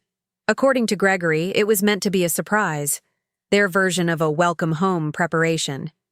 Gregory is supervising the moving company because James had a client meeting he couldn't reschedule. The explanation was plausible, yet unsettling. And they didn't think to inform me of these arrangements for my own home? Walter sighed audibly. "Edward, I believe this falls under the category of well-intentioned overstepping rather than malicious interference. From what I observed, they're being quite careful with your belongings, and Gregory showed me detailed plans for reinstalling everything once you're more mobile." The situation presented a perfect test case for my recently espoused commitment to improved communication. My initial reaction, indignation at decisions made without my input, mirrored precisely the dynamic I'd criticized in Rebecca. "I see," I said finally. "Thank you for investigating, Walter. I appreciate your prompt response." After ending the call, I returned to the nutrition consultation with divided attention, mechanically noting the recommendations while mentally composing what I would say to both my children about this latest development. The irony wasn't lost on me. I was simultaneously irritated by their presumption and touched by their cooperative effort to prepare for my return. Later that afternoon, both James and Rebecca arrived together, an unexpected joint visit that suggested coordination. Their expressions as they entered my room, slightly apprehensive but determined, confirmed my suspicion that they were aware their surprise had been prematurely discovered. "Before you say anything," James began, "the furniture moving was my idea, not Rebecca's. And I should have consulted you before agreeing to help," Rebecca added quickly. "We were trying to be helpful, but I recognize now that making changes to your home without discussion echoes exactly the behavior that caused our recent conflict." Their synchronized acknowledgement of the misstep, delivered without defensiveness, momentarily left me without a ready response. This coordinated approach suggested they had discussed the situation and my likely reaction before arriving. "I appreciate the acknowledgement," I said finally. "Though I'm curious about one thing. When did you two start presenting a united front? Historically, you've operated more as independent nations with limited diplomatic relations." James and Rebecca exchanged a glance that conveyed volumes of unspoken communication, another novel development.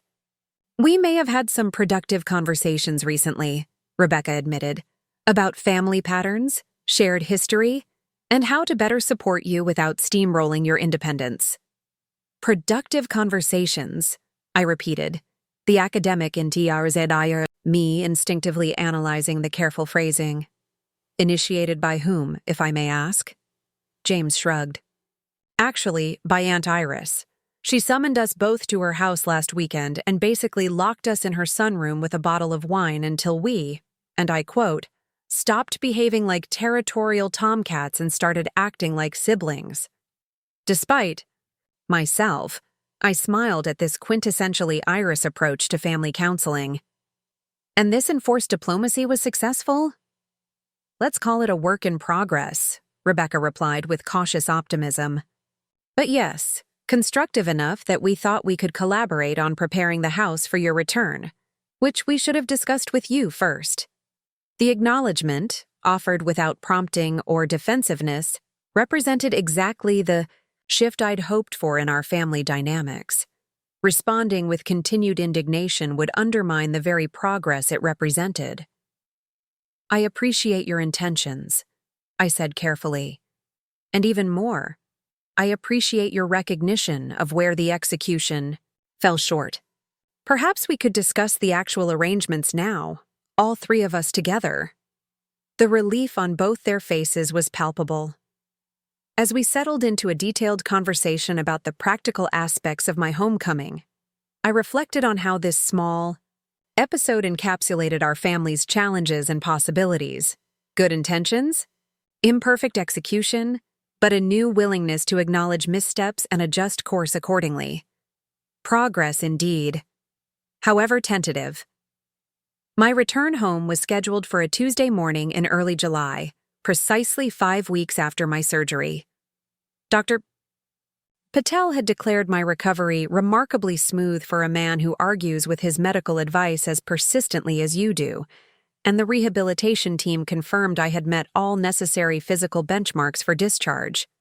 Only my occupational therapist, a relentlessly cheerful woman named Vivian, expressed mild concerns about my readiness to manage stairs independently, but even she ultimately signed off on my release with the provision that I use the stair lift. For the first 2 weeks, the morning of my discharge brought an unexpected wave of anxiety. Willowbrook had become a comfortable interim space, with structured routines and readily available assistance. My home, despite its familiarity, now represented a return to self-sufficiency that suddenly seemed daunting. "Perfectly normal to feel nervous," Nurse Delaney assured me as she conducted my final vitals check. "Everyone gets the discharge jitters, even the most independent patients." "I'm not nervous," I insisted, my academic dignity instinctively rejecting such an admission. "I'm merely contemplating the adjustment period." She raised an eyebrow in eloquent skepticism. "Of course, Professor," just contemplating. Well, your contemplative blood pressure is slightly elevated, but still within acceptable parameters. Before I could formulate a suitably dignified retort, James appeared in the doorway with a wheelchair, the mandatory but much resented vehicle. For patient departures. Your chariot awaits, he announced. Though I suspect you'll lodge the same objections to being wheeled out that you did to being wheeled in. Hospital policy is rarely aligned with personal dignity, I observed, nonetheless allowing myself to be transferred to the chair with minimal protest. The departure formalities proceeded efficiently. Final paperwork signed, medication schedules reviewed, follow-up appointments confirmed. I said my goodbyes to the staff who had overseen my recovery, including a particularly meaningful farewell to Grace, who pressed a dog-eared copy of Proust's Swan's Way into my hands. For when you need a reminder that time is never really lost, she said with a wink, referencing our ongoing literary debates. As James wheeled me through the facility's main entrance, I was startled to find not just his car waiting, but a small, welcoming committee. Rebecca standing beside her sensible hybrid, Gregory awkwardly holding a banner that read, "Welcome home, Professor," and most surprisingly, Iris perched on a bench, elegant as always in one of her colorful tunics. "What is this?" I asked, genuinely baffled by the assembly. "It's called family, Edward," Iris replied tartly, rising to kiss my cheek. "I realize the concept has become somewhat foreign to you in recent years, but we're staging an intervention." "A welcome home intervention," Rebecca clarified quickly, perhaps concerned that the term might trigger recollections of our recent legal confrontation. "We thought we'd make it a proper homecoming." James leaned down to speak quietly near my ear. I tried to talk them out of the banner, but I was overruled. "If it's too much, just give me the signal, and I'll cite medical fatigue to disperse the why." Crowd. The thoughtfulness of this escape route, offered without judgment or pressure, was yet another reminder of how profoundly I'd underestimated my son's emotional intelligence. "It's fine," I assured him, surprised to find that I meant it. The gathering was unexpected but not unwelcome, a physical manifestation of the tentative reconciliation we'd been building.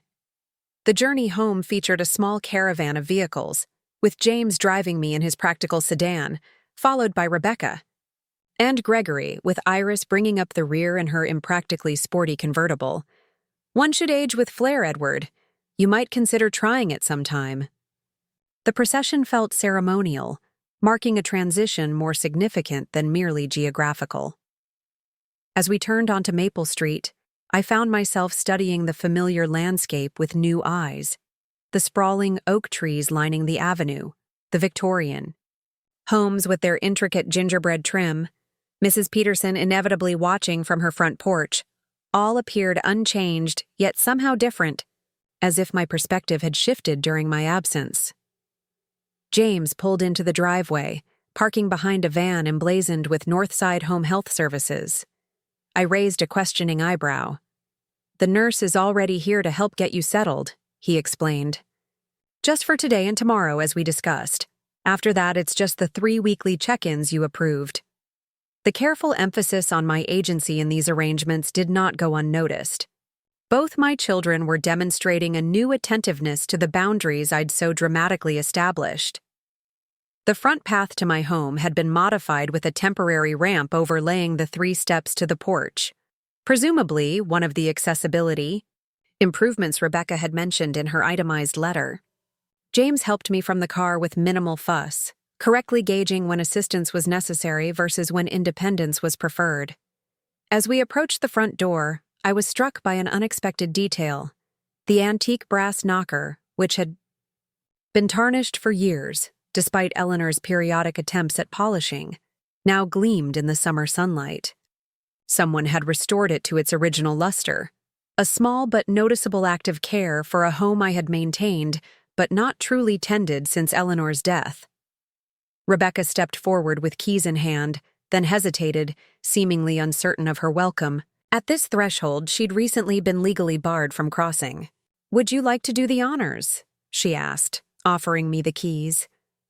The gesture carried symbolic weight beyond the practical act of unlocking a door.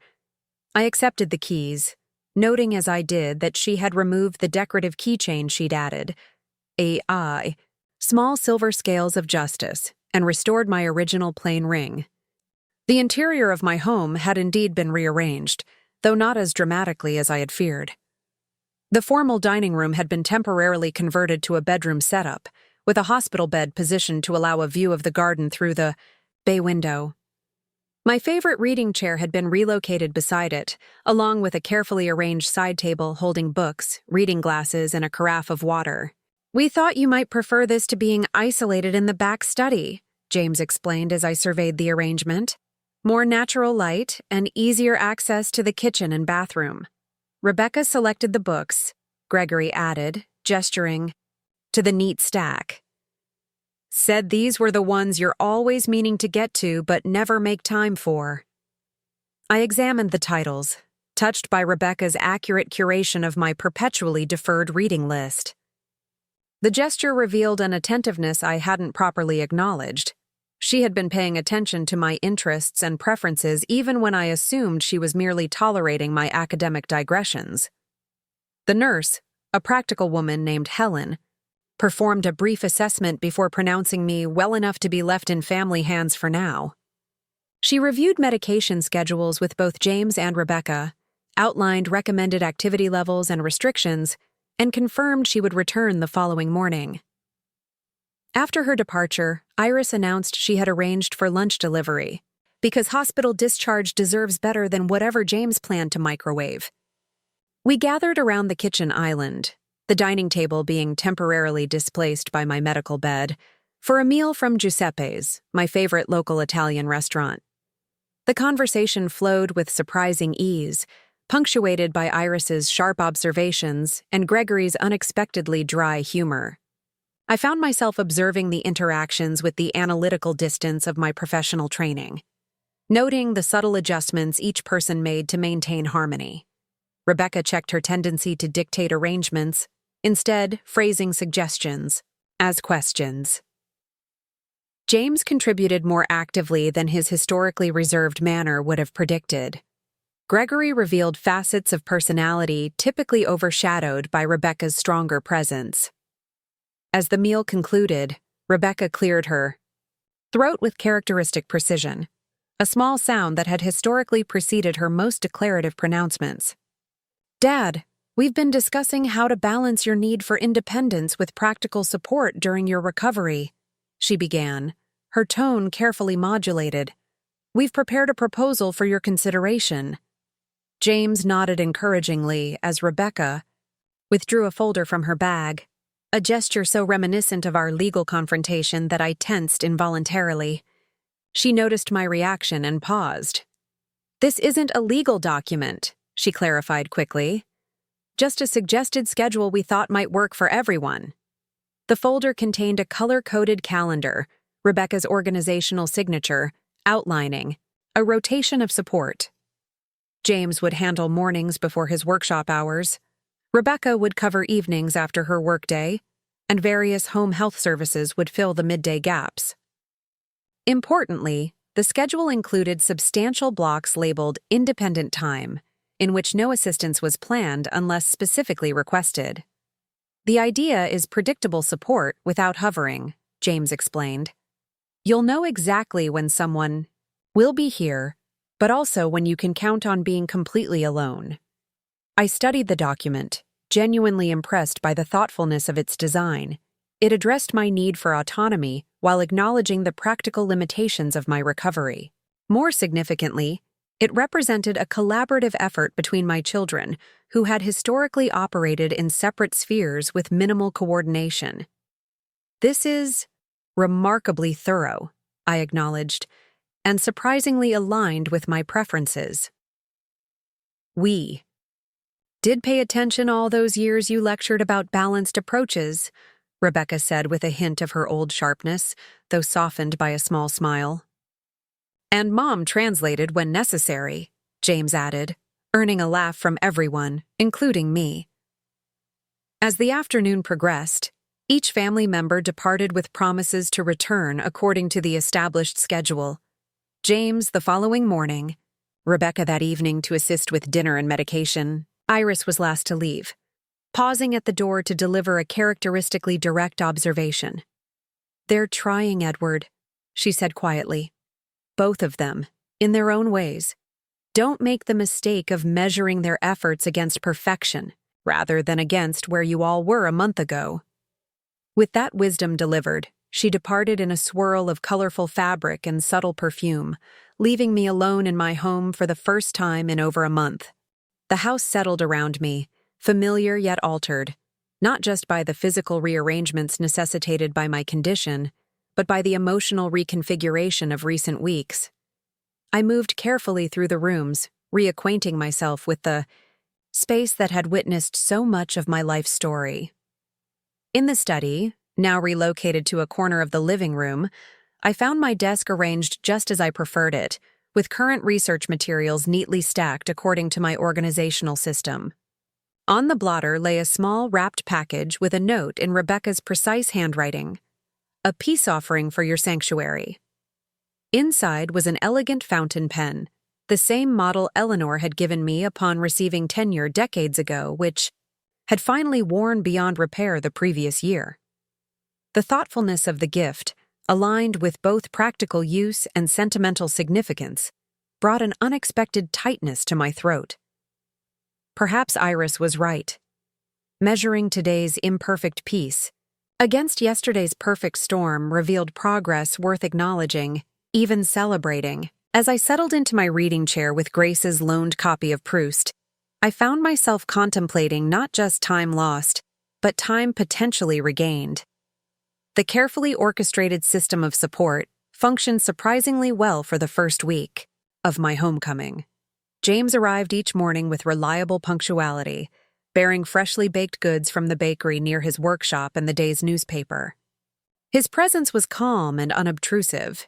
He would ensure I had breakfast, review my medication schedule, and then quietly retreat to his laptop to handle business correspondence while remaining available if needed. Rebecca's evening visits were more structured, as befit her personality.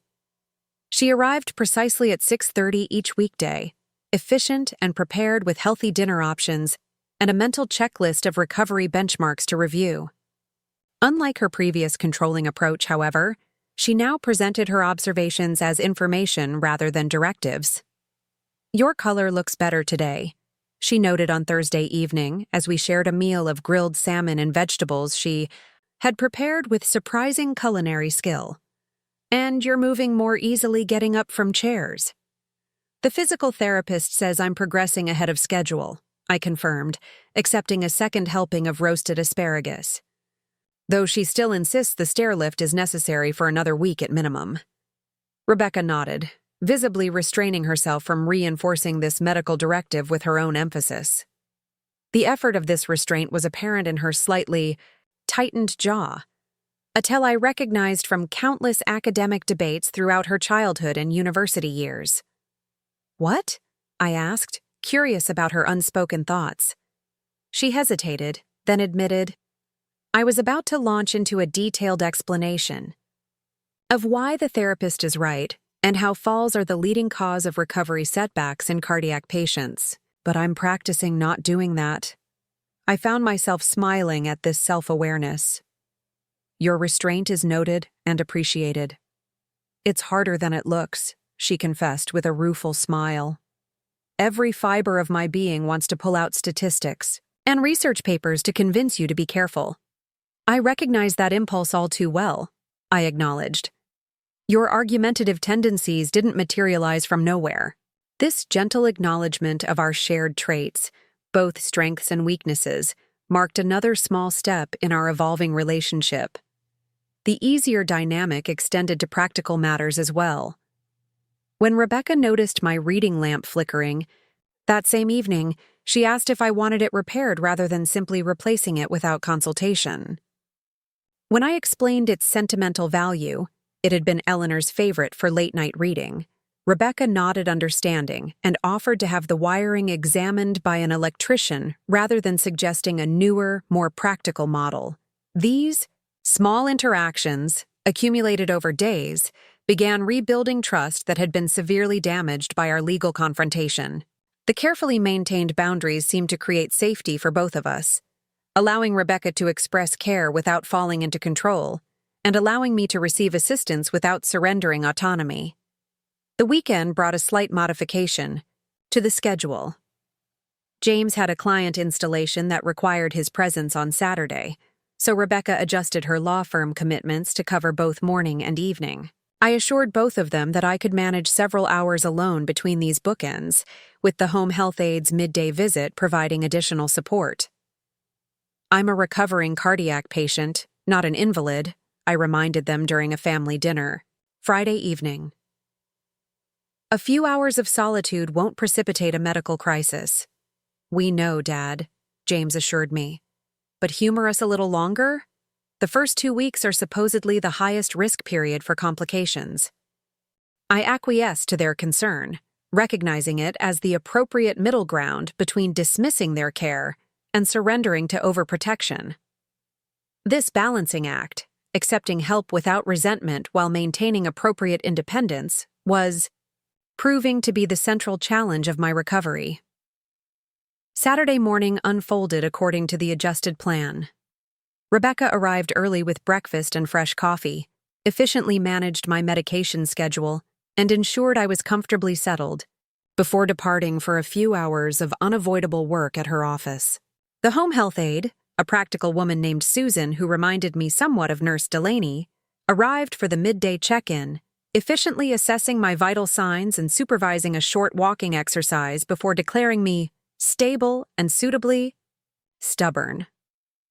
After her departure, I found myself alone in the house for the first time since returning home. The silence was both welcome and slightly disconcerting after days of regular companionship. I used the solitude to attempt a modest project I'd been contemplating, organizing the stack of condolence cards and notes I'd received following my health crisis. Eleanor had always handled our correspondence, maintaining meticulous records of social obligations and personal connections. After her death, I had attempted to continue her system, but eventually abandoned it as too painful a reminder of her absence. Now, however, sorting through the expressions of concern from colleagues, former students, and friends felt like an appropriate acknowledgement of the community that extended beyond my immediate family. I was engrossed in this task when the doorbell rang, an unexpected interruption since no visitors had been scheduled. Peering through the peephole, I was surprised to find Mrs. Peterson from next door, clutching what appeared to be a foil-covered dish. I opened the door cautiously, still, somewhat wary of my neighbor after her role in the eviction drama. "Mrs. Peterson, this is unexpected." "Edward," she acknowledged with a nod. "I brought lasagna, comfort food for recovery." She thrust the dish forward with determined hospitality. "Not too much salt. My Arthur had heart problems too before he passed." I accepted the offering, momentarily disarmed by this neighborly gesture, from a woman who had historically been more interested in monitoring the neighborhood than engaging with it. "Thank you. That's very thoughtful." She didn't immediately turn to leave, instead shifting her weight from one sensible shoe to the other with apparent discomfort. "I also came to apologize," she said finally, the words emerging with reluctant precision. "Your daughter, Rebecca, visited me yesterday. Said I should have spoken to you or your son directly about my concerns instead of creating drama with text messages and watching from windows." This unexpected intervention from Rebecca took me by surprise. "She said that, did she?" Mrs. Peterson nodded. "She was quite firm about it. Very lawyer-like but not unkind. Said families have difficult moments that shouldn't become neighborhood spectacles." She straightened her cardigan primly. She was right, of course. It wasn't my finest moment, though I did think I was helping. Your intentions were appropriate, if perhaps the execution was somewhat— I searched for a diplomatic phrasing. "Nosy," she supplied with unexpected self-awareness. "My daughter says the same thing. I prefer community-minded. but there it is. The conversation concluded with awkward but genuine civility, Mrs. Peterson extracting a promise that I would let her know if I needed anything neighbor-appropriate, like mail collection or grocery pickup, not family business. After she departed, I stood in the kitchen contemplating the lasagna and the more significant food for thought her visit had provided. Rebecca's intervention with Mrs. Peterson represented a nuanced understanding of both family privacy and community relations that showed remarkable growth. Rather than escalating neighborhood tensions through legal channels, as the earlier Rebecca might have done, she had addressed the situation directly and personally, establishing boundaries while maintaining respectful connection. When Rebecca arrived that evening, I mentioned Mrs. Peterson's visit casually as we prepared a simple dinner. Our neighbor brought lasagna today. Apparently you had a conversation with her recently? Rebecca concentrated on slicing tomatoes with legal precision. I thought it might help prevent future complications if she understood some boundaries.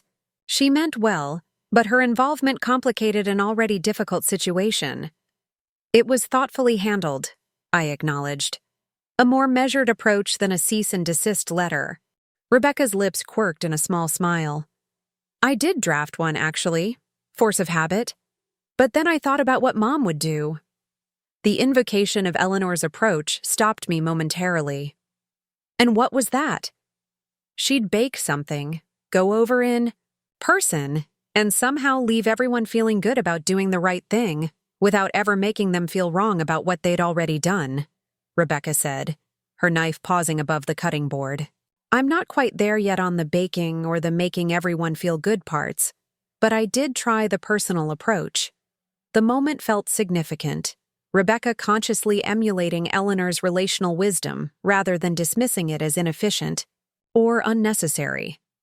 I recalled how often in her youth she had rolled her eyes at her mother's excessive investment in neighborhood diplomacy, preferring more direct and often confrontational problem-solving approaches. Your mother would be proud of that choice, I said quietly. As am I. Rebecca looked up, momentarily vulnerable before her professional mask slipped back into place. Well, it was the most efficient solution. Neighbors can be helpful during your recovery if they're not alienated. The practical justification was so characteristic that I couldn't help smiling. Rebecca could acknowledge emotional growth, but she still needed to frame it within her familiar paradigm of strategic effectiveness. Some patterns evolved rather than disappeared entirely. That evening, as Rebecca was preparing to leave, she hesitated at the door. James mentioned you're planning to attend Department Chair Matthews' retirement reception next week. Don't you think that might be pushing your recovery timeline? The question contained the seed of our old dynamic, her barely disguised directive, couched as concern, but was delivered with noticeably more restraint than her previous approach would have employed. Dr. Patel has approved short social outings with appropriate rest breaks, I replied, and Matthews has been my colleague for over 30 years. His retirement deserves acknowledgement. Rebecca nodded, visibly processing this decision without immediately challenging it. Would you like company for the event? I could adjust my schedule if having someone along would be helpful. The offer caught me by surprise. Rebecca had historically avoided academic functions, finding them tedious and inefficient. Her willingness to endure one for my benefit represented a meaningful accommodation. Thank you, I said sincerely. That would actually be very helpful. As she left with a small wave, I reflected on the gradual but significant shifts occurring in our relationship. The careful dance of independence and support continued to require adjustment from both sides, but the underlying rhythm was increasingly harmonious rather than discordant. Later that night, as I prepared for bed, I found myself thinking of Eleanor. She had always maintained that Rebecca and I were more alike than either of us was willing to acknowledge, both stubborn, principled, and uncomfortable with vulnerability. You two clash because you're looking in a mirror, she would say with exasperated affection. If you'd recognize yourselves in each other, you might find more compassion for both. For perhaps the first time, I fully grasped the wisdom of her observation. In Rebecca's controlled care, I saw my own tendency to manage uncertainty through structure. In her reluctance to acknowledge emotional motivations, I recognized my own professional distance. And in her genuine effort to change entrenched patterns, I found inspiration for my own continued growth. As I drifted toward sleep, I silently thanked Eleanor for insights that continued to guide our family long after her physical presence had ended. Some lessons, it seemed, required years to fully absorb, but were no less valuable for the delay in their acceptance. Professor Matthews's retirement reception marked my first significant public appearance since my surgery. The event was held in the university's Alumni Hall, a neo-Gothic space whose stone walls and stained glass windows lent appropriate gravitas to academic ceremonies. As Rebecca drove us to campus, I found myself experiencing unexpected nervousness about re-entering the professional community that had defined so much of my identity. "Are you all right?" Rebecca asked, glancing over as we navigated the familiar route to the university. "You seem tense, merely contemplating the social dynamics of academic gatherings after a notable absence," I replied, automatically retreating to formal language, a habit Rebecca immediately identified. "Dad, you're doing the professor voice thing," she observed, with gentle accuracy. "That's your tell for when you're actually nervous but don't want to admit it." Her perceptiveness was both irritating and oddly comforting. "Perhaps I am somewhat apprehensive," I conceded. Returning to professional contexts after a significant health event inevitably alters how colleagues perceive you. There's a delicate balance between acknowledging one's condition and becoming defined by it. Rebecca nodded, navigating into the faculty parking area with the visitor's pass James had obtained for us. "I understand that concern, actually. After my divorce from Victor, I had to manage similar dynamics at the firm, being seen as Rebecca, the lawyer, not Rebecca, the recent divorcee. The parallel surprised me. Rebecca rarely referenced her divorce, having approached it with the same efficiency and minimal emotion that characterized her professional life. The brief marriage had dissolved 3 years earlier, with Gregory entering the picture sometime after. I realized with sudden clarity that I had never really asked her about the emotional impact of that transition, focusing instead on the practical implications for her career trajectory. "How did you manage that balance?" I asked, genuinely curious about her approach. She considered this as she parked the car. I leaned into the work, established clear boundaries about personal discussion, and found selective confidants who understood the difference between appropriate concern and invasive interest. She turned off the engine and added, "And I allowed myself private moments of completely falling apart when necessary, which I suspect you'll be less inclined toward." This frank acknowledgement of vulnerability, and her accurate assessment of my likely rejection of the same, created a moment of unexpected connection. Before I could formulate a response, however, Rebecca switched gears with characteristic efficiency. "The department arranged reserved seating near the door for you," she explained, retrieving my academic regalia from the back seat. I confirmed, twice. "And I've programmed a silent alarm on my phone to remind us to leave by 8:30, regardless of what's happening. Dr. Patel was very specific about not exceeding 2 hours for your first social outing." Her meticulous attention to these details demonstrated the constructive channeling of her controlling tendencies, using her organizational strengths to support rather than supplant my agency. The reception itself proved less daunting than anticipated. My colleagues welcomed me with genuine warmth, tempered by appropriate restraint, asking about my recovery without morbid fascination. Dean Holloway made a point of personally escorting me to the reserved seating, discreetly ensuring I had a glass of water and convenient access to exit routes if needed.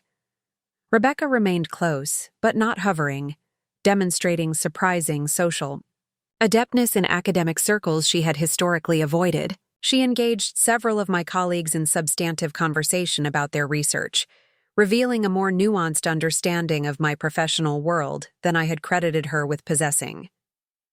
During a momentary lull in the proceedings, "Department," Chair Matthews himself settled into the chair beside me, his familiar tweed jacket and bow tie as much a part of his persona as his legendary contributions to Renaissance historiography. "Edward," he greeted me warmly.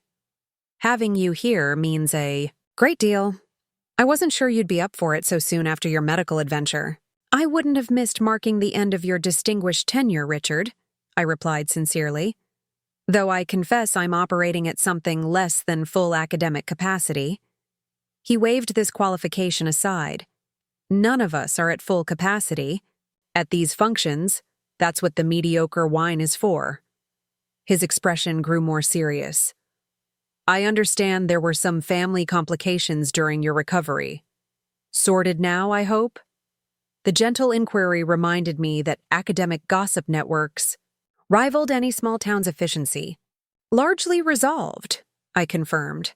"A necessary recalibration of boundaries and expectations." Matthews nodded sagely. "Family is the most complex historical system we navigate, isn't it? All those unexamined assumptions and inherited patterns." He glanced across the room where Rebecca was engaged in animated conversation with the new medieval studies professor. "Your daughter seems quite formidable, rather like you in your younger, more intimidating days." The observation echoed Eleanor's perspective so precisely that I found myself momentarily speechless. Matthews continued, his gaze thoughtful. "After Margaret died, my daughter and I went through something similar," he said, referencing his wife's, passing several years before Eleanor's. "She was suddenly intensely involved in my daily life, rearranging everything from my kitchen cabinets to my lecture schedule. It took a rather spectacular argument over whether I was allowed to attend an international conference to finally address the root issue." "Which was?" I asked, though I suspected I already knew the answer. "Fear, of course," Matthews replied simply. "Fear disguised as practical concern. After losing her mother so unexpectedly, the prospect of losing me as well was intolerable. Control became her coping mechanism." The parallel to Rebecca's behavior and her eventual admission about the fear driving her actions was striking. "How did you resolve it?" "Not as dramatically as you, I suspect," Matthews said with a knowing smile. "No legal notices were involved in our case. We simply started having weekly dinners where I provided an honest accounting of my activities and health, and she provided space for my continued independence. Transparency in exchange for trust." He adjusted his bow tie reflectively. "It's an imperfect system, but then again, most human arrangements are." Before our conversation could continue, the formal program began. The dean's laudatory speech about Matthews's contributions was predictably effusive, but genuinely heartfelt. When Matthews rose to deliver his response, his remarks were characteristically insightful and mercifully brief, a combination rarely achieved at academic functions. As the formal presentation concluded and the reception shifted to its more social phase, Rebecca appeared at my side with subtle attentiveness. "How are you holding up? We've been here about 90 minutes now." "I'm managing well," I assured her, "though I wouldn't object to departing soon. The energy expenditure is more significant than I anticipated." She nodded without surprise. "I'll get your coat. The car is already positioned for easy exit." I moved it during the dean's speech. At my raised eyebrow, she added, "James texted to check on you. I may have mentioned you were looking slightly tired, and he suggested having the car ready for a quick departure." The coordination between my children, once so rarely demonstrated, continued to be one of the more unexpected and welcome developments of this recovery period.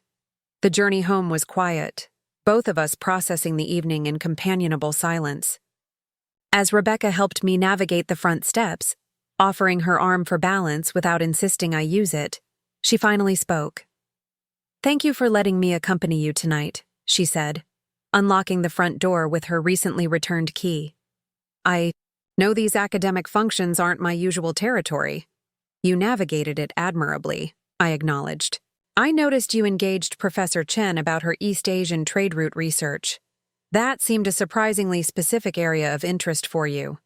Rebecca shrugged slightly, helping me remove my coat. I've been reading some of your academic journals recently, trying to understand your world better. The admission, casual yet significant, caught me off guard. Rebecca had historically dismissed academic publications as unnecessarily verbose exercises in stating the obvious, a characterization that, while occasionally accurate, had always irked me. That's unexpected, I managed. Well, we've all been reconsidering some positions lately, haven't we? She replied, hanging up our coats with precise movements. Would you like some tea before bed? James mentioned you've been having chamomile in the evenings. That would be welcome. Thank you. As Rebecca moved toward the kitchen, I settled into my favorite chair, reflecting on the evening's conversations and insights. Matthew's perspective on his own daughter's controlling behavior had illuminated Rebecca's actions in ways that complemented her own explanations.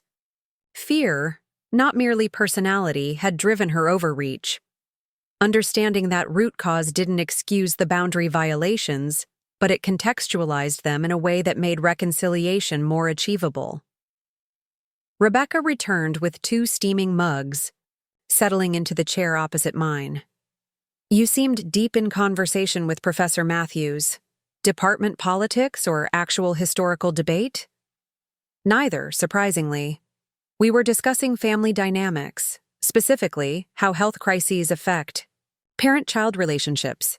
Her eyebrows rose slightly. Academic shop talk about our situation? More comparative analysis than theoretical discussion, I clarified. He experienced something similar with his daughter after his wife's death. Rebecca sipped her tea thoughtfully. Did his daughter file legal papers and move in without permission too? Not quite as dramatic as our scenario, I admitted, but the underlying pattern was similar. Fear of loss expressing itself as control, boundaries being tested, adjustment required on both sides. She considered this silently for a moment. No.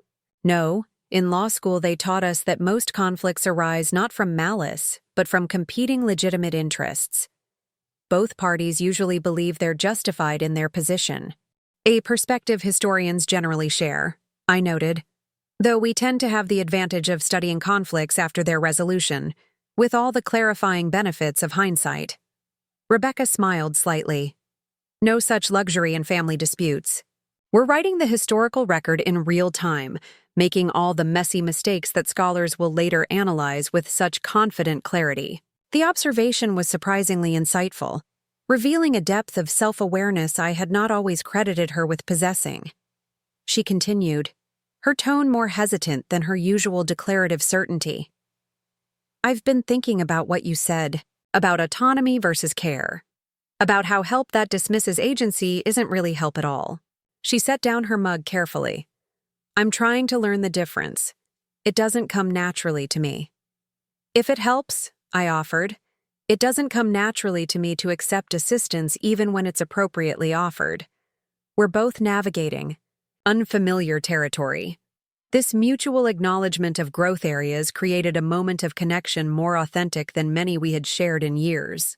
As we finished our tea in companionable quiet, I was struck by how much had changed in the months since my surgery, not just in my physical condition but in the fundamental dynamics of our family relationships. The legal confrontation that had seemed so necessary and dramatic at the time now appeared as merely one chapter in a longer narrative of family evolution. The eviction notice that had symbolized our most profound rupture had, paradoxically, created space for a more honest relationship to develop in its aftermath. Later that night, as I prepared for sleep, I found myself drawn to the small cabinet in my bedside table where I kept Eleanor's journal, one of the few personal items of hers I couldn't bear to store away after her death. Opening it to a random page, I found an entry from nearly 20 years earlier, written when Rebecca was in law school, and James had just announced his decision to leave university. Edward is beside himself about James's choice, seeing only the abandoned degree rather than the passionate pursuit of craft. Meanwhile, Rebecca calls daily with updates on her law review success, each accomplishment carefully calibrated to earn her father's approval. My two beautiful children, each seeking love in such different currencies, neither quite receiving what they need. Edward doesn't see how similar he and Rebecca truly are in their driven natures, nor how much James embodies the creative spirit Edward once possessed before academia channeled it into more structured forms. I wish I could help them all see each other more clearly, but some recognitions must come from within. Eleanor's insight, preserved in her careful handwriting, felt like both validation and gentle admonishment across the years. She had seen these patterns long before any of us had developed the capacity to recognize them ourselves. Tomorrow would bring James's morning visit, another physical therapy session, and the ongoing adjustments of recovery. But tonight had offered something I hadn't fully anticipated. Not just reconciliation with Rebecca, but a deeper understanding of the complex interplay of personality, fear, and love that had shaped our family system for decades. The eviction notice that had once seemed the end of our relationship had instead become an unexpected beginning, painful but ultimately productive. In establishing boundaries that Rebecca could respect and I could maintain, we had paradoxically created a stronger connection than our previous pattern of dominance and resentment had allowed. Some lessons, it seemed, required dramatically uncomfortable catalysts to finally take root. As I closed Eleanor's journal and turned out the light, I found myself grateful. Not for the cardiac crisis that had precipitated these changes, but for the unexpected opportunity it had created to rewrite family patterns I had long assumed were permanently established. The heart, both literally and metaphorically, had required significant intervention to function properly again. But the prognosis, for once, seemed genuinely promising for recovery. Up next, you've got two more standout stories right on your screen. If this one hit the mark, you won't want to pass these up. Just click and check them out.